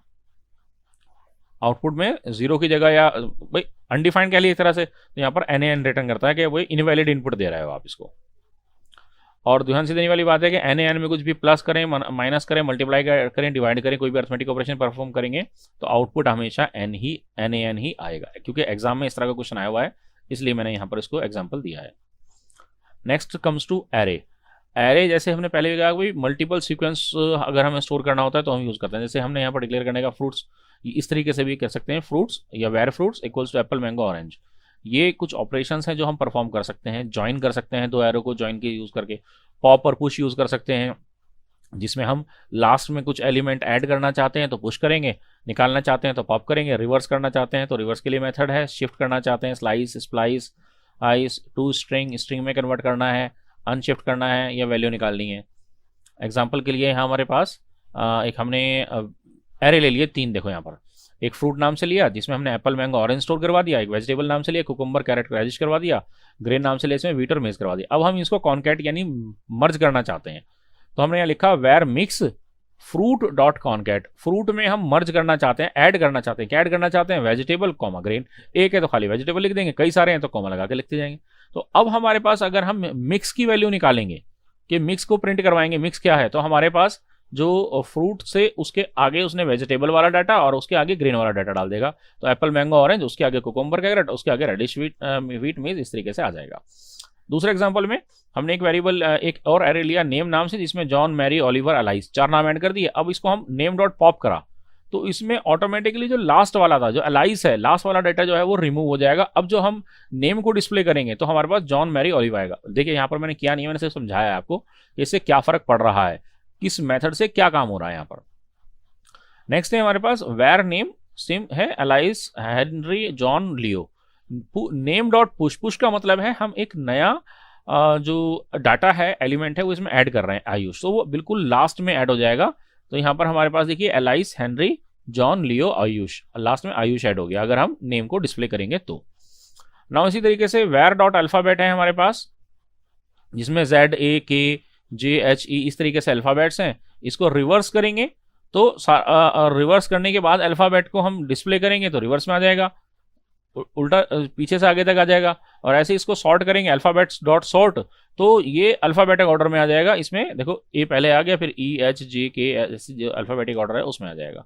तो हम SORT सॉर्ट से सॉर्ट कर सकते हैं, रिवर्स से रिवर्स कर सकते हैं। तो ये सारे आपको थोड़े से इसका आइडिया होना चाहिए एग्जाम में, क्योंकि 1 मार्क्स का क्वेश्चन आएगा। जैसे 3 मार्क्स या 4 मार्क्स के जो आप क्वेश्चन कह रहे हो, तो उसमें 4 मार्क्स का कोई बड़ा क्वेश्चन नहीं पूछेगा वो, 1 मार्क्स के क्वेश्चन पूछेगा वो। इस तरीके से 4 क्वेश्चन पूछ लेगा अलग अलग। Different types of dialog boxes we can create using JavaScript. JavaScript में 3 अलग अलग तरह के कौन कौन से डायलॉग बॉक्स हम बना सकते हैं। तो 3 तरह के डायलॉग बॉक्सेस कौन कौन से होते हैं। एक अलर्ट बॉक्स होता है जिसमें आपको इस तरह का बॉक्स नजर आएगा, ध्यान रखिएगा। तो अलर्ट में डबल कोट्स में जो भी डालेंगे वो आपको यहाँ ऐसे बॉक्स में जो है मिलेगा, आप ओके करेंगे वो चला जाएगा। कई बार ये इवेंट पर भी होता है, मैंने तो डायरेक्ट दे दिया इसमें। कन्फर्म बॉक्स होता है दूसरा। कन्फर्म बॉक्स के अंदर आपको, क्योंकि एग्जाम में क्वेश्चन आ सकता है कि आप अलर्ट बॉक्स में ये डिस्प्ले करके दिखाइए, या कन्फर्म बॉक्स में आपको ये मैसेज आना चाहिए। तो कन्फर्म बॉक्स में do you think JavaScript is easy, या कुछ भी टेक्स्ट लिखेंगे वो आपको एज इट इज वहाँ शो हो जाएगी। इसी तरीके से एक प्रॉम्प्ट बॉक्स होता है। प्रॉम्प्ट बॉक्स के अंदर अगर हम यूजर से कुछ गेट करवाना चाहते हैं तो यूजर क्या लिखे उसके अंदर, तो उसके लिए हम जो भी देना चाहते हैं, what is your favourite subject, जो भी है उसमें हम डिस्प्ले करवा सकते हैं डबल कोट्स के अंदर। तो इस तरह से ये 3 आपके डायलॉग बॉक्सेस होते हैं जो आपको यूज करने आने चाहिए। Events in JavaScript. जावास्क्रिप्ट के अंदर इवेंट्स जो हैं किसी एक्शन के ऊपर हम कुछ अपना काम करना चाहते हैं उसके लिए यूज होते हैं। तो जैसे हम चाहते हैं कि पेज लोड पे क्या हो, ऑन क्लिक पे क्या हो, माउस ओवर पे क्या हो, या कोई हम पेज सबमिट करें या बटन सबमिट करें तो क्या हो। लेकिन वैसे तो इवेंट जो है वो काफ़ी कॉम्प्लेक्स टॉपिक है, बट आपके सिलेबस में बहुत सिंपल सा इसको समझाया हुआ है। जो मोस्ट कॉमन आपके इवेंट्स हैं जैसे on load, unload, mouse over, mouse out, submit, on click, इनका मतलब आपको पता होना चाहिए। सिंगल लाइन की डेफिनेशन आपको मालूम होनी चाहिए, ये काफ़ी इंपॉर्टेंट है। इसके अलावा ये वो हैं जो आपके सिलेबस में है, जो आपकी बुक में है।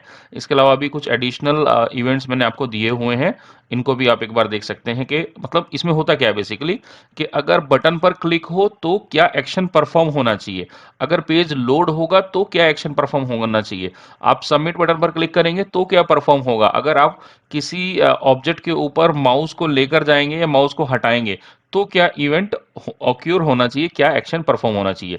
इसको एक एग्जांपल से समझते हैं। जैसे आपका ये पेज लोड का एग्जांपल है, इसमें हमने सिंपली एक फंक्शन बनाया है, माई फंक्शन, जिसमें एक मैसेज प्रिंट करवाया है कन्फर्म बॉक्स के थ्रू, एंड इसको हमने बॉडी के अंदर ऑन लोड पे कॉल किया है अपने फंक्शन को। तो जैसे ही पेज लोड होगा आपका ये फंक्शन कॉल हो जाएगा। इसको एक बार एग्जांपल से देखते हैं कि जैसे ही पेज लोड होगा हमारा जो फंक्शन है वो कॉल होगा और ये मैसेज हमें आएगा। जैसे ही हम इस पेज को किसी भी ब्राउजर में ओपन करेंगे तो जो पेज लोड फंक्शन है वो आपका कॉल हो जाएगा। तो देखिए जैसे ही पेज लोड हुआ आपके पास ये कंफर्म बॉक्स के थ्रू मैसेज आ गया, welcome to the loaded browser. जो भी मैसेज हम देंगे वो हमारा यहाँ पर आ जाएगा। अगर हम रिफ्रेश भी करते हैं तो भी वो आपका पेज दोबारा से लोड हो रहा है, फिर से सेम आपका आउटपुट आएगा, सेम वही आपका जो कंफर्म बॉक्स है वो आता रहेगा हर बार पेज लोड होने पर। तो या तो हम पेज लोड होने पर कर सकते हैं, दूसरा एग्जांपल से समझते हैं। ये आपका ऑन क्लिक का एग्जांपल दे रखा है, यानी अगर हम किसी ऑब्जेक्ट कोई बटन हो सकता है, कोई टेक्स्ट हो सकता है, कोई इमेज हो सकती है। यहाँ एग्जांपल में हमने बटन लिया हुआ है, देखेंगे यहाँ कोड में हमारे पास बटन है, बटन में एक ऑन क्लिक हमने इवेंट को यूज किया और माई फंक्शन को कॉल कर लिया। जैसे ही फंक्शन के अंदर फंक्शन कॉल होगा तो हमारे पास ये हेलो वर्ल्ड आपका इस डेमो नाम की आईडी में आ जाएगा, और डेमो आईडी आपकी क्या है, सिंपल पैराग्राफ है। तो इस तरीके से आप कोई सिंपल मैसेज प्रिंट करवा सकते हैं या कुछ कॉम्प्लेक्स टास्क भी करवा सकते हैं। सिर्फ इतने से को समझते हैं, फिर एक और एग्जांपल से समझाता हूं इसी चीज़ को, कि अगर हमने यहाँ पर एग्जांपल लिया है कि अगर हमारा पेज पर हम कहीं पर किसी ऑब्जेक्ट पर क्लिक कर रहे हैं तो कुछ एक्शन परफॉर्म हो। वो एक्शन सिंपल सा एक टेक्स्ट भी आ सकता है और वो कुछ कॉम्प्लेक्स इवेंट भी हो सकता है। पिछले एग्जाम्पल की तरह ये पेज लोड पर परफॉर्म नहीं होगा। जैसे ही हम इसको ओपन करेंगे कुछ भी नहीं हुआ, यहाँ पर हमारे पास एक बटन आ गया है। हम जब बटन पर क्लिक करेंगे तब हमारे पास यहाँ पर एक्शन परफॉर्म होगा। वहाँ हमने सिंपली हेलो वाला मैसेज प्रिंट करवाने के लिए कहा था, तो देखिए सिंपल हेलो मैसेज प्रिंट हो गया। तो अब ये हमारे ऊपर है कि हम क्या करवाना चाहते हैं। इसी में मैंने एक और एग्जाम्पल लिया है, उसको देखते हैं। ये एक तीसरा एग्जाम्पल है, इसमें मैंने वही सेम बटन्स लिए हैं लेकिन 3 बटन लिए हैं। अभी आपके पास कुछ भी नहीं है इसमें, बट जैसे ही मैं रेड पर क्लिक करूंगा बैकग्राउंड का कलर रेड हो गया, ग्रीन पर करेंगे ग्रीन हो गया, येलो पर क्लिक करेंगे येलो हो गया। यानी कि अब हमारे ऊपर है कि हम किसी इवेंट पर क्या परफॉर्म करवाना चाहते हैं। तो ये मैंने क्या कहा, सिंपल भी हो सकता है, कॉम्प्लेक्स भी हो सकता है। एग्जाम के पॉइंट ऑफ व्यू से आपको जो चीज समझने की है वो ये मेन लाइन है, जैसे button on click my function and click मी आपका जो टेक्स्ट आ गया एंड बटन क्लोज। तो माई फंक्शन में आप जो भी लिखेंगे वो आपका टास्क परफॉर्म होगा। आप ये 2 एग्जांपल्स कर लेंगे आपके लिए इनफ है। हेलो, और ये आपकी चैप्टर 4 के नोट्स हैं, advance feature of app designing. सबसे पहला टॉपिक है हमारा कोड व्यू। यहाँ समझने की ज़रूरत है कि ये एक सॉफ्टवेयर के थ्रू समझाया हुआ है जिसका नाम है Microsoft expression web, short form में व्यू। तो म्यू सॉफ्टवेयर के अंदर ये फीचर है कोड व्यू, जिसमें हम हमारा एचटीएमएल का कोड डायरेक्टली एडिट कर सकते हैं। यानी हमें अलग से जो है नोटपैड यूज़ करने की ज़रूरत नहीं है।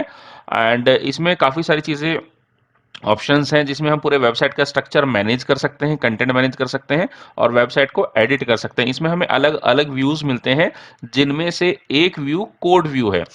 इसमें काफ़ी सारे फीचर्स हैं कोड व्यू के, जैसे आप उसमें डायरेक्टली कोड एडिट कर सकते हैं, सिंटैक्स को हाईलाइट कर सकते हैं, यानी अलग अलग जो सिंटैक्स है आपको अलग अलग कलर्स में नजर आएगा। इसके अलावा इंटेलिजेंस एक फीचर है जिसको और आगे एक्सप्लेन किया है, जिसमें आप कोड आपको वो सजेस्ट करता है जैसे जैसे आप कोड टाइप करते हैं। इसके अलावा इसमें दो व्यू और होते हैं, डिज़ाइन व्यू और स्प्लिट व्यू, उसके साथ इसका एक तरह से इंटीग्रेशन है। इसके अलावा इसमें आप कोड को वैलिडेट कर सकते हैं, कोड सही है या नहीं है। इसको ध्यान से देखेंगे तो यहाँ पर देखिए कोड आपका हाईलाइट भी हो रहा है, इसी के अंदर आपको कोड नजर आ रहा है। इसी सॉफ्टवेयर के अंदर आपको अलग से कोई दो सॉफ्टवेयर पर स्विच करने की जरूरत नहीं है।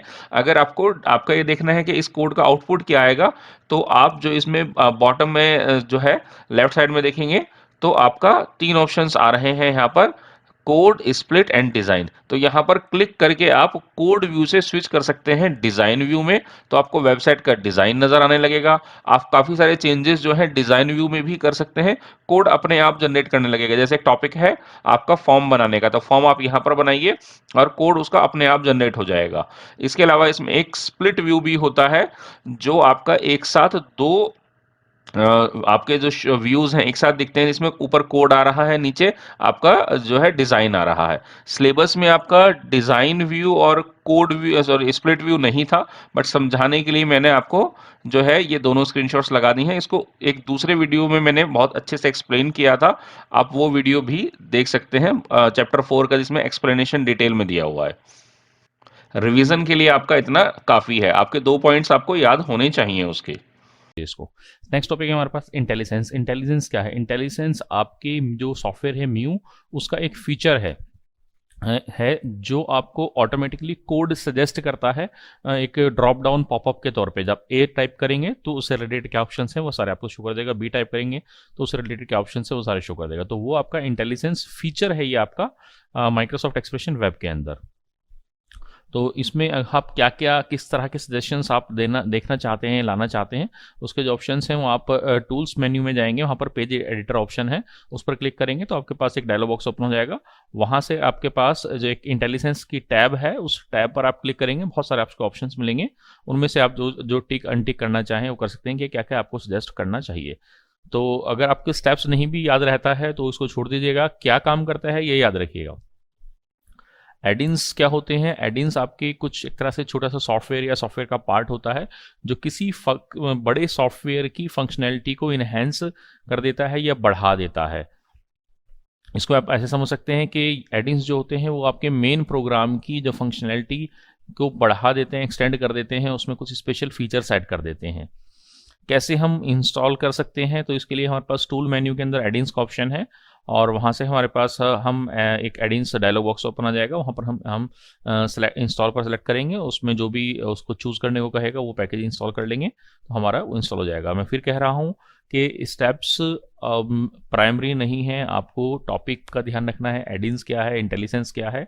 स्टेप्स बहुत सारे हैं इसमें, आप एकदम से सारे याद नहीं रख पाएंगे, तो कोशिश कीजिएगा कि आप मेन पॉइंट याद रखिए कि क्या चीज़ किस चीज़ के बारे में क्या मेन पॉइंट है। दो दो लाइन है वही आपने याद रखनी है। स्निपेट या कोड स्निपेट क्या होता है? ये आपका पीस ऑफ प्रोग्राम या कोड का पार्ट होता है जो डेवलपर्स अपने रीयूज के लिए रखते हैं, यानी कि जो कोड उनको लगता है कि वो बार अगेन फिर किसी और वेबसाइट में काम आ सकता है, उसका स्निपेट बना के रख लेते हैं और ज़रूरत पड़ने पर उसको अपनी किसी भी वेबसाइट किसी वेब पेज के अंदर इंक्लूड कर लेते हैं। तो एक स्निपेट को अलग अलग वेबसाइट में यूज़ किया जा सकता है, ये आपका रीयूजेबल कोड होता है, ये याद रखिएगा। Page transitions. पेज ट्रांजिशंस आपका ऐसा ही होता है जैसे आपके पावर पॉइंट्स में आपकी स्लाइड ट्रांजिशंस होती हैं। जब एक वेब पेज आपका ओपन होता है और एक पेज से दूसरे पेज में हम स्विच करते हैं, तो वो सिंपली अपीयर होता है या किसी इफ़ेक्ट के साथ आता है? तो जब हम एक पेज से दूसरे पेज पर नेविगेट कर रहे हैं, मूव कर रहे हैं, क्लिक करके जंप कर रहे हैं, तो वो सिंपली अपीयर हो जाए या किसी इफ़ेक्ट के साथ आए? तो जो इफ़ेक्ट्स लगाएँगे हम उसमें दैट आर पेज ट्रांज़िशंस। तो अलग-अलग पेज ट्रांज़िशंस हो सकती हैं, कुछ एग्ज़ाम्पल हैं fade, slide, wipe, zoom, box in, box outs इस ये सब जो आपने पावर पॉइंट में यूज़ की हैं, वही सारी पेज ट्रांज़िशंस आप यहाँ पर भी एग्ज़ाम्पल अप्लाई कर सकते हैं। तो आपने इसकी एक लाइन याद रखनी है कि ये विजुअल इफेक्ट्स होते हैं and applies when we move from one web page to another web page. ठीक है, और इससे आपका जो है थोड़ा सा एक प्रोफेशनलिज्म आता है, एक जो वेबसाइट का लुक है जो वो थोड़ा सा और अच्छा बन के आता है कि पेज जस्ट अपीयर नहीं होता, आपका एक इफेक्ट के साथ आता है। बट यहाँ पर याद रखने वाली बात यह है कि ये आपका इंटरनेट एक्सप्लोरर के कुछ लिमिटेड वर्जन पर ही काम करता है, सभी ब्राउजर्स पर ये काम नहीं करता है। इतना आपके लिए काफ़ी है एग्ज़ाम के लिए। बट अगर आप बिल्कुल 60/60 के लिए प्रिपेयर कर रहे हैं, तो आपके स्टेप्स भी आप ये याद कर सकते हैं, अदरवाइज़ आप इंट्रोड भी याद रखेंगे तो इनफ है आपका। पीएसडी टेम्पलेट, पीएसडी का मतलब है यहाँ पर फोटोशॉप। फोटोशॉप के अंदर हम वेबसाइट्स की टेम्पलेट भी बनाते हैं और इनको हम जैसे हमारा जो लोगो हो गया, क्या हमारा जो टेक्स्ट है या फॉर्म्स हैं, ये कुछ भी चीज़ें हैं, अलग अलग पोर्शन जो है सबसे पहले फोटोशॉप के अंदर ही बनाया जाता है। तो वो एक तरह से टेम्पलेट बन के तैयार होती है, बाद में उसका कोड जो है डेवलपर लिखता है। तो हमारे पास ये म्यू के अंदर ऑप्शन है कि अगर हमें हमारी वेबसाइट में से, वेबसाइट के अंदर जो टेम्पलेट है, टेम्पलेट में से कुछ कंटेंट एज इट इज़ लाने हैं, इम्पोर्ट करने हैं, तो वो हम कर सकते हैं। पर्टिकुलर कोई लोगो है या हेडर है, फुटर है, कोई इमेज है या कोई और चीज़ है, तो वो हम एज इट इज़ उठा के ला सकते हैं।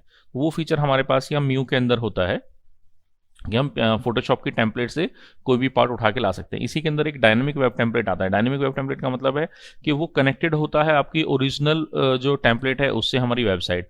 हम कोई भी चेंजेस जो हमारी इमेज में करेंगे, ओरिजिनल हमारी जो हमारी टेम्पलेट है उसमें करेंगे, तो हमारी जो हम वेबसाइट हम के अंदर हमने उसको इंक्लूड किया है, अटैच किया है, वो भी अपने आप उसको हम मॉडिफाई कर सकते हैं, अपडेट कर सकते हैं।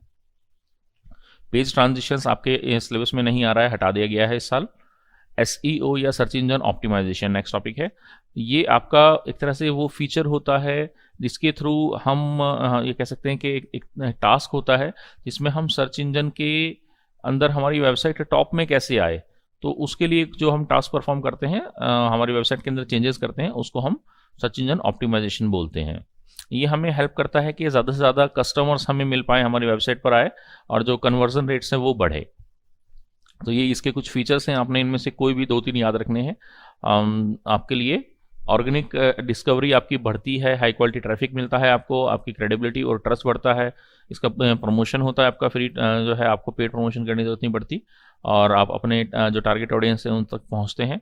तो इसमें काफ़ी सारी चीज़ें होती हैं जो एक सर्च इंजन क्रॉल करता है आपकी वेबसाइट के अंदर, जो आपको पता होना चाहिए। क्रॉल का मतलब सर्च करने से है, यानी जब भी आपको अपनी वेबसाइट पब्लिश करते हैं तो गूगल या कोई भी दूसरा जो सर्च इंजन है वो आपकी वेबसाइट को रीड करता है, सर्च करता है उसके अंदर क्या क्या है, तो उसको क्रॉलिंग कहा जाता है। और उसमें से जो मेन पॉइंट है वो उठा लेता है। वो कौन कौन चीज़ें हैं जो वो पिक करता है, अपने पास डेटाबेस बनाता है, आपकी जो वेबसाइट का नाम है, आपके उसका पेजेस के सभी पेजेस के टाइटल क्या हैं, उस पेज में आपने क्या डिस्क्रिप्शन दे रखी है, कौन कौन से कीवर्ड्स लगाए हैं, मीटा डाटा क्या है आपका, हेडर्स में आपने क्या क्या लिखा हुआ है H1 टैग के अंदर, कौन कौन से लिंक्स हैं जो आपने उस दूसरे पेजेस पर लगाए हैं, बोल्ड में क्या क्या लिखा है आपने, फ्रेजेस कौन से यूज़ किए हैं, इमेजेस के पीछे ऑल टैग क्या है, और भी बहुत सारी चीज़ें होती हैं। तो पूरी वेबसाइट को वो समझने के लिए कि वेबसाइट किस चीज़ के बारे में है, तो सर्च इंजन जो है कुछ जो आपके वेबसाइट के अंदर से पार्ट्स उठा लेते हैं, कंपोनेंट उठा लेते हैं, वो ये हैं। तो एग्जाम में इस तरह का क्वेश्चन आया हुआ है, इसलिए यहाँ पर मैंने बताया कि सर्च इंजन क्या करता है और सर्च इंजन ऑप्टिमाइजेशन क्या होता है और कैसे वो परफॉर्म करता है। एसईओ चेकर, ये आपका म्यू का फीचर है। आगे वैसे तो ये अगले टॉपिक्स में था, बट यही मैंने इसको एक्सप्लेन कर दिया। एसईओ चेकर क्या होता है, आपके जो माइक्रोसॉफ्ट एक्सप्रेशन वेब है उसी के अंदर ये एक फीचर है जो ये चेक करके बता देता है कि आपकी सर्च इंजन के पॉइंट ऑफ व्यू से आपकी वेबसाइट ठीक है, सब ओके है, या कोई एरर है या कुछ इंप्रूवमेंट की ज़रूरत है, या आप ये चेंजेस कर लीजिए, तो वो आपको सजेशंस देता है। फॉर्म्स फॉर्म्स बेसिकली हमारे यूज़ होते हैं इंटरनेट पर यूज़र से डेटा गेट करके सर्वर तक पहुंचाने के लिए। इसमें एक डेटाबेस कनेक्ट होता है जिसमें सारा डेटा वो जाता रहता है। हम यूज़र से उसकी पर्सनल डिटेल या बहुत सारी डिटेल्स जो है फीडबैक वगैरह गेट करते हैं फॉर्म के थ्रू, जिसमें आपके टेक्स्ट बॉक्सेस होते हैं, आपके रेडियो बटन्स होते हैं, चेक बॉक्सेस होते हैं, आपकी लिस्ट होती है। तो वहाँ से हम डेटा फीड करते हैं और सर्वर तक पहुँचाते हैं। तो फॉर्म वैसे तो बहुत एडवांस टॉपिक है, बट बुक में थोड़ा-सा दिया हुआ है, तो आप इसका इंट्रोडक्शन भी कर लेंगे तो इनफ है। इसके अलावा इसमें एक टॉपिक दिया हुआ है IAS, that is internet information services. ये याद रखना है इसके बारे में कि ये एक वेब सर्वर होता है, अभी सभी ऑपरेटिंग सिस्टम के अंदर होता है, जो आपको वेबसाइट की सर्विस देता है। यानी हम जो भी पेज एक्सेस करते हैं वो आईएएस की हेल्प से करते हैं, तो एक तरह का ये वेब सर्वर होता है। तो ये 2 टॉपिक आप इसमें याद कर लेंगे तो आपके लिए इनफ होगा। नेक्स्ट है examining structure of website. Website बना लेने के बाद जब हमारी वेबसाइट बन के तैयार हो गई, कुछ चीज़ें होती हैं जिनकी ज़रूरत पड़ती है हमें परफॉर्म करने की, पब्लिश करने तक। तो उसमें एक आता है स्ट्रक्चर वेबसाइट का चेक करना, यानी कि वेबसाइट के अंदर एक तरह से हम एक डायग्राम कह लीजिए बना के दे देता है हमें, विजुअल डायग्राम, कि ये इंडेक्स पेज है, इंडेक्स पेज से ये पेज लिंक्स हैं कनेक्टेड हैं, इन पेजेस से फर्दर ये पेजेस कनेक्टेड हैं। तो कहाँ से किसका लिंक बन रहा है, एक हाइपर लिंक का एक डायग्राम बना के दे देता है, या ये बता देता है भाई ये पेज है लेकिन इस पेज से कोई लिंक नहीं बन रहा है, यानी किसी दूसरे पेजेस पे आने हैं, यानी वो ब्रोकन लिंक्स वगैरह भी आपको बता देता है कि कहाँ से कहाँ आप किस पेज पर जंप कर सकते हैं। तो अगर आपको लगता है कि किसी मेन पेज से आपका दूसरा जो इंपॉर्टेंट पेज है वो कनेक्टेड नहीं है, तो आप उसके लिए एक लिंक बना सकते हैं। यह हो सकता है कि बार हम स्पेलिंग मिस्टेक कर देते हैं तो वो पकड़ी जाती है यहाँ पर। तो अगर हम उसको देखना चाहते हैं तो उसके स्टेप्स हैं कि आप अपनी वेबसाइट ओपन करेंगे, व्यू में जाएंगे, व्यू मेन्यू में जाएंगे, साइट में जाएंगे, हाइपरलिंक्स में जाएंगे, एंड फर्दर वहाँ पर एक प्लस का साइन आएगा, वहाँ से आप क्लिक करके देख सकते हैं भाई ये आपके मेन पेजेस हैं और उसके अंदर फर्दर ये आपके कनेक्शंस हैं। मैं फिर कह रहा हूँ, अगर स्टेप्स नहीं भी याद रहते हैं छोड़ दीजिएगा, मेन पॉइंट याद रखिएगा क्या है। एस्टिमाइजिंग साइज ऑफ वेबसाइट, वेबसाइट का साइज क्या है हमारी, ये चेक करना बहुत ज़रूरी है। बहुत ज़्यादा हैवी तो नहीं हो रही है, कोई बहुत हैवी पेजेस तो नहीं है, कोई बहुत बड़ा पेज तो नहीं बना दिया हमने जो लोड होने में टाइम लेगा। और क्योंकि ज़्यादा हैवी साइट होगी तो हमें स्पेस भी परचेज़ करने में दिक्कत होगी, क्योंकि उसकी भी लिमिटेशन होती है जहाँ से हम स्पेस परचेज़ करते हैं। तो हमारे लिए एस्टिमेट करना साइज़ का बहुत ज़्यादा इंपॉर्टेंट है। तो ये 2-3 पॉइंट याद रखिएगा। कैसे करते हैं उसके लिए बहुत ईजी है, व्यू मेन्यू में जाएंगे, साइट में जाएंगे, साइट समरी में जाएंगे तो आपके पास वहाँ पर साइज़ आ जाएगा। रिमूविंग स्लो पेजेस, अगर आपको लगता है कि कोई पेज बहुत ज़्यादा टाइम ले रहा है लोड होने में, यूजुअली 7 सेकंड आज की डेट में तो 7 सेकंड बहुत ज़्यादा होता है, यूजुअली 2 या 3 सेकंड में भी लोग अगर कोई पेज लोड नहीं होता है तो छोड़ के भाग जाते हैं। तो अगर आपको लगता है कि आपकी वेबसाइट में कोई स्लो पेज है तो आप उसे रिमूव कर सकते हैं, बट पता कैसे लगेगा वेबसाइट एक्चुअल में लोड करने से पहले? तो हम उसके लिए हमारी साइट के अंदर साइट मेन्यू में प्रॉब्लम्स में स्लो पेजेस में जाएंगे, तो जो जो स्लो पेजेस होंगे वो दिख जाएंगे वहाँ पर। ऑटोमेटिकली बाय डिफॉल्ट 30 सेकंड्स का होता है, लेकिन आप उसे चेंज करके 3 सेकंड करके चेक कर सकते हैं कि जो पेज 3 सेकंड से कम टाइम में लोड हो रहे हैं वो दिखा दीजिए। तो आप जो है उन पेजेस को स्लो कर सकते हैं या देख देख सकते हैं कि भाई कैसे वो, किस वजह से वो स्लो हो रहे हैं, कैसे उनको फास्ट कर सकते हैं। कोड ऑप्टिमाइजेशन, जब भी हम बहुत बड़ा कोड लिखते हैं तो उसमें कई बार हम डीबगिंग पर्पस से या कुछ कोड जो है वो रिमूव नहीं करते, यानी बहुत सारा कोड ऐसा होता है लिखा तो है हमने, वो एग्जीक्यूट नहीं होगा, तो अननेसेसरी कोड जो है वो हम रिमूव कर सकते हैं, जिससे हमारी वेबसाइट का साइज छोटा हो जाएगा। हमने कोड लिखा तो सही, लेकिन वो चल नहीं रहा तो हमने उसको कमेंट आउट कर दिया। अब उस कोड की जरूरत तो है नहीं क्योंकि कमेंट हुआ लेकिन हमारी वेबसाइट चल रही है, तो वो हम हटा सकते हैं। उससे हमारी वेबसाइट का साइज कम हो जाएगा, पेज का साइज हो जाएगा, पेज फास्ट लोड होगा और एक कोड भी जो है किसी और को दिखाएंगे वो इफेक्टिव रहेगा। तो अननेसेसरी कोड अगर हम रिमूव करना चाहते हैं तो उसके लिए भी व्यू में या तो देख के रिमूव कर दीजिए, एक एक कोड में जाकर रीड करके, या हमारे पास ऑप्शन होता है हम टूल्स मेन्यू में जाएंगे, ऑप्टिमाइज एचटीएमएल में जाएंगे, तो आपके पास एक डायलॉग बॉक्स अपीयर हो जाएगा, वहाँ से हम उसको जो है रिमूव करेंगे। जो भी हमारे पास मतलब काफ़ी सारे ऑप्शंस आ जाएंगे, वही कमेंट है या आप क्या क्या चीज़ें और हैं जो रिमूव करना चाहते हैं वो वहाँ से रिमूव कर सकते हैं। अगर आप किसी और को दिखा रहे हैं तो कई बार हम कमेंट के साथ दिखाना पसंद करते हैं, कई बार ज़रूरत होती है भाई हमें कमेंट नहीं दिखाने, तो वो हम जो है रिमूव कर सकते हैं कमेंट को। फिक्सिंग एरर, कई बार हमारे पास कुछ ऐसी एरर्स, देखो कई बार तो हम खुद पता लगा लेते हैं, कई बार नहीं पता लगती है, तो म्यू के अंदर भी फीचर है कि वो किसी तरह की अगर कोई एरर है तो उसका पता लगा सकता है और ऑटोमेटिकली अगर प्रॉब्लम रिजॉल्व हो सकती है तो रिजॉल्व भी कर देता है। तो उसके लिए आपके पास ऑप्शन है कि आप कोई देखो एरर्स यूजुअली क्या आती है कि जो आपके हाइपरलिंक्स है वो प्रॉपर्ली काम कर रहे हैं या नहीं कर रहे हैं, पेज आपका सही से लोड हो रहा है या नहीं हो रहा है, पेज लोडिंग में कोई इशू है तो नहीं है। तो उसके लिए आप सारे हाइपरलिंक्स को जो है चेक करते हैं, कोई ब्रोकन लिंक तो नहीं है, ज़रूरत है तो उसको रिपेयर किया, रिपेयर का मतलब है उसको ठीक किया जाता है, कोई स्पेलिंग मिस्टेक है या पाथ की मिस्टेक है, वो सब चीज़ें यहाँ पर आप अपडेट कर सकते हैं। स्टेप्स क्या हैं उसके, वही वेबसाइट में जाएंगे आप, अपनी टूल्स में जाएंगे, रिकैलकुलेट हाइपरलिंक में जाएंगे, एक डायलॉग बॉक्स अपीयर होगा, उसमें यस प्रेस करेंगे, कोई भी इशू होगा वो आपको शो कर देगा और ऑटोमेटिकली फिक्स कर देगा। Next is web hosting. Web hosting क्या होती है बेसिकली, जहां पर हमें हमारी वेबसाइट को पब्लिश करना है, पब्लिशिंग कह दीजिए या होस्टिंग कह दीजिए, जहाँ जिस सर्वर पर हमारी वेबसाइट रन करेगी, क्योंकि हम अपने सिस्टम से तो उसको लाइव चला नहीं सकते, क्योंकि हमारा सिस्टम तो लाइव 24/7 चलेगा नहीं। तो कुछ होस्टिंग प्रोवाइडर्स होते हैं, थर्ड पार्टीज होती हैं, जैसे गोडेडी वगैरह, बिग रॉ या कुछ इस तरह की कंपनीज हैं जो हमें होस्टिंग, ब्लू होस्ट वगैरह है, जो हमें होस्टिंग की फ्री पेड सर्विस देती हैं। फ्री वाले तो बहुत लिमिटेड ऑप्शंस होते हैं, एक दो ही हैं, और उनकी बहुत लिमिटेड फंक्शनलिटीज़ होती हैं। तो जो पेड सर्विसेज वगैरह वाले होते हैं, इनमें भी हम कुछ परचेजिंग वगैरह करते हैं स्पेस, कुछ और फीचर्स वगैरह मिलते हैं।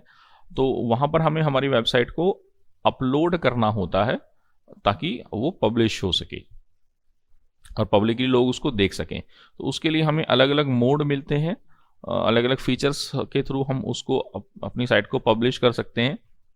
तो उसमें हमें FTP यूज़र नेम पासवर्ड मिलता है, या वेब के थ्रू हमें एक URL मिलता है, उसमें यूज़र नेम पासवर्ड डाल के हम एंटर करके अपलोड कर सकते हैं, जैसे गूगल ड्राइव पे फाइल अपलोड करते हैं, इस तरह का हमें ऑप्शन मिल जाता है। पब्लिशिंग वेबसाइट का भी मतलब सेम यही है कि हम अपनी वेबसाइट का 24/7 अवेलेबल करवा सकें लोगों को देखने के लिए। तो उसमें भी सेम हमारे पास सेम यही चीज़ है, वेब होस्टिंग और पब्लिशिंग का सेम ही मतलब है। तो कैसे पब्लिश करेंगे, इसमें पब्लिश करने के लिए हमारे पास म्यू के अंदर भी ऑप्शन है ऑलरेडी, कि हमारी साइट बन के तैयार है, अब हम उसे पब्लिश करना चाहते हैं। तो साइट में जाएंगे, पब्लिशिंग साइट पर क्लिक करेंगे, वहाँ पर बहुत सारी डिटेल्स डालने के लिए आएंगी। आपका किस IP एड्रेस पर आप डालना चाहते हैं, डोमेन नेम क्या है आपका, यूज़र नेम, पासवर्ड, क्रेडेंशियल्स वगैरह क्या हैं आपकी, ये सब चीज़ डाल के आप कनेक्ट करके उसको हम पब्लिश कर सकते हैं डायरेक्टली। तो ऐसे भी कर सकते हैं मतलब। तीसरा है आपका वेब पैकेज। क्या होता है नेक्स्ट इसके बाद, वेब पैकेज कुछ नहीं होता, सिंपली आपकी वेबसाइट बन के तैयार है तो उसकी एक जो डायरेक्टरी स्ट्रक्चर है, पूरा का पूरा डायरेक्टरी, उसकी एक जिप फाइल बना लेते हैं, या RAR फाइल कह लीजिए एक तरह से। तो उसमें ये होता है कि जो फाइल्स की परमिशंस हैं वो चेंज नहीं होती, और ना ही जो पाथ है वो उससे चेंज होता है। वेब पैकेज बनाने का फ़ायदा ही होता है, और ये हम बेसिकली बैकअप के पॉइंट ऑफ व्यू से भी कई बार बनाते हैं, या एक जगह से दूसरी जगह वेबसाइट को शिफ्ट कर रहे हैं तब भी बनाते हैं, कॉपी पेस्ट या कट पेस्ट कर रहे होते हैं, तो हम अपनी वेबसाइट का वेब पैकेज बना सकते हैं। तो म्यू के अंदर भी ये फीचर है, आपकी ऑलरेडी कोई वेबसाइट है, आप उसका एक वेब पैकेज बनाकर उसको डाउनलोड कर लीजिए, फिर एक सिस्टम से दूसरे सिस्टम पर ट्रांसफ़र कर लीजिए। तो इससे जो मेन स्ट्रक्चर और उसकी जो परमिशंस होती हैं वो प्रिजर्व रहती हैं, ये ध्यान रखिएगा। और ये तभी हमारा यूज़फुल है जब हम एक जगह से दूसरी जगह उसको शिफ्ट कर रहे होते हैं, एक सिस्टम से दूसरे सिस्टम पे। नाउ बैकअप वेबसाइट वही सेम है, आपका पैकेज होगा तो ही आप उससे करेंगे। तो दो तरीके होते हैं बैकअप के, एक तो ऑटोमेटिकली और एक मैनुअल। मैनुअल में आपको रोज़ जाके अपनी वेबसाइट का एक पैकेज बना के डाउनलोड करना होगा और उसको अपने पास रखना होगा। तो इससे फ़ायदा ये होता है कि कई बार कई अलग अलग तरह के फेलियर्स आ जाते हैं, आपकी वेबसाइट हैक हो जाती है, या आपने कोई मिस्टेकनली गलत अपडेट कर दी, तो अगर आपके पास बैकअप है तो आप उस बैकअप से उसको रीस्टोर कर पाएंगे ईजिली। और अगर बैकअप नहीं होगा तो आप अपनी वेबसाइट को अपडेट नहीं कर पाएंगे। आपके वेबसाइट में कोई लास्ट टाइम चेंजेस करे बट उसने उसका आपने बैकअप नहीं लिया, तो आपके पास जो बिल्कुल फर्स्ट वेबसाइट होगी वही आपकी मिलेगी और आपके पास कोई ऑप्शन नहीं होगा। तो ये बैकअप रखना बहुत ज़्यादा ज़रूरी है। कैसे लेते हैं, हमारे पास वेबसाइट का बैकअप लेने के बहुत सारे तरीके हैं। मैंने बताया कि मैनुअल तरीका है। मैनुअल तरीके में आप वेबसाइट की लोकेशन पे जाएंगे, उसका जो मेन फोल्डर होगा उस पर जाएंगे, उसको कॉपी करेंगे और डाउनलोड कर लेंगे अपनी पेन ड्राइव में या जहाँ पर भी आपको करना है। और आजकल तो क्लाउड बेस्ड ऑप्शंस आ रहे हैं, आप उसमें क्रेडेंशियल्स डाल दीजिए और उसको वो आपका पर्टिकुलर एक टाइम पे 24 घंटे में एक बार, या जो भी आप टाइम फिक्स करेंगे 2 घंटे में एक बार या 6 घंटे में एक बार, आपकी जो उसकी कॉपी बन के वो ऑटोमेटिकली वहाँ चली जाएगी। ऑथरिंग टूल्स ऐसे सॉफ्टवेयर्स होते हैं जो हमारे जो वेब डेवलपर्स हैं उनको डेवलपमेंट के बाद, जब उन्होंने वेबसाइट से डेवलप कर ली तो टेस्टिंग करने के लिए, डिबगिंग करने में हेल्प करती हैं कोड को। और जो पब्लिशिंग रिलेटेड टास्क है वो जो भी हमने डिस्कस किए ये सारे पॉइंट, ये सब हमारे वेब ऑथरिंग टूल्स, जैसे म्यू जो है वो एक वेब ऑथरिंग टूल ही है। इसके अलावा भी कुछ और वेब ऑथरिंग टूल्स बताए हुए हैं, जैसे कंपोजर नाम का एक टूल है जो आपका ओपन सोर्स है, व्हाट यू गेट के बेस पर HTML एडिटर है। और यही सारी चीज़ें जो अभी हमने डिस्कस करी, पब्लिश करना, उसमें एरर फाइंड आउट करना, ब्रोकन लिंक्स वगैरह चेक करना, ये सब फीचर उसके अंदर होते हैं। इसी तरीके से ड्रीम व्यूवर है, ड्रीम व्यूवर में हम वेबसाइट बना भी सकते हैं और ये सब फीचर्स भी उसके अंदर हैं। और काफ़ी सारी लैंग्वेजेस को ये सपोर्ट भी करता है, जावास्क्रिप्ट, वीबी स्क्रिप्ट, ASP.NET, PHP।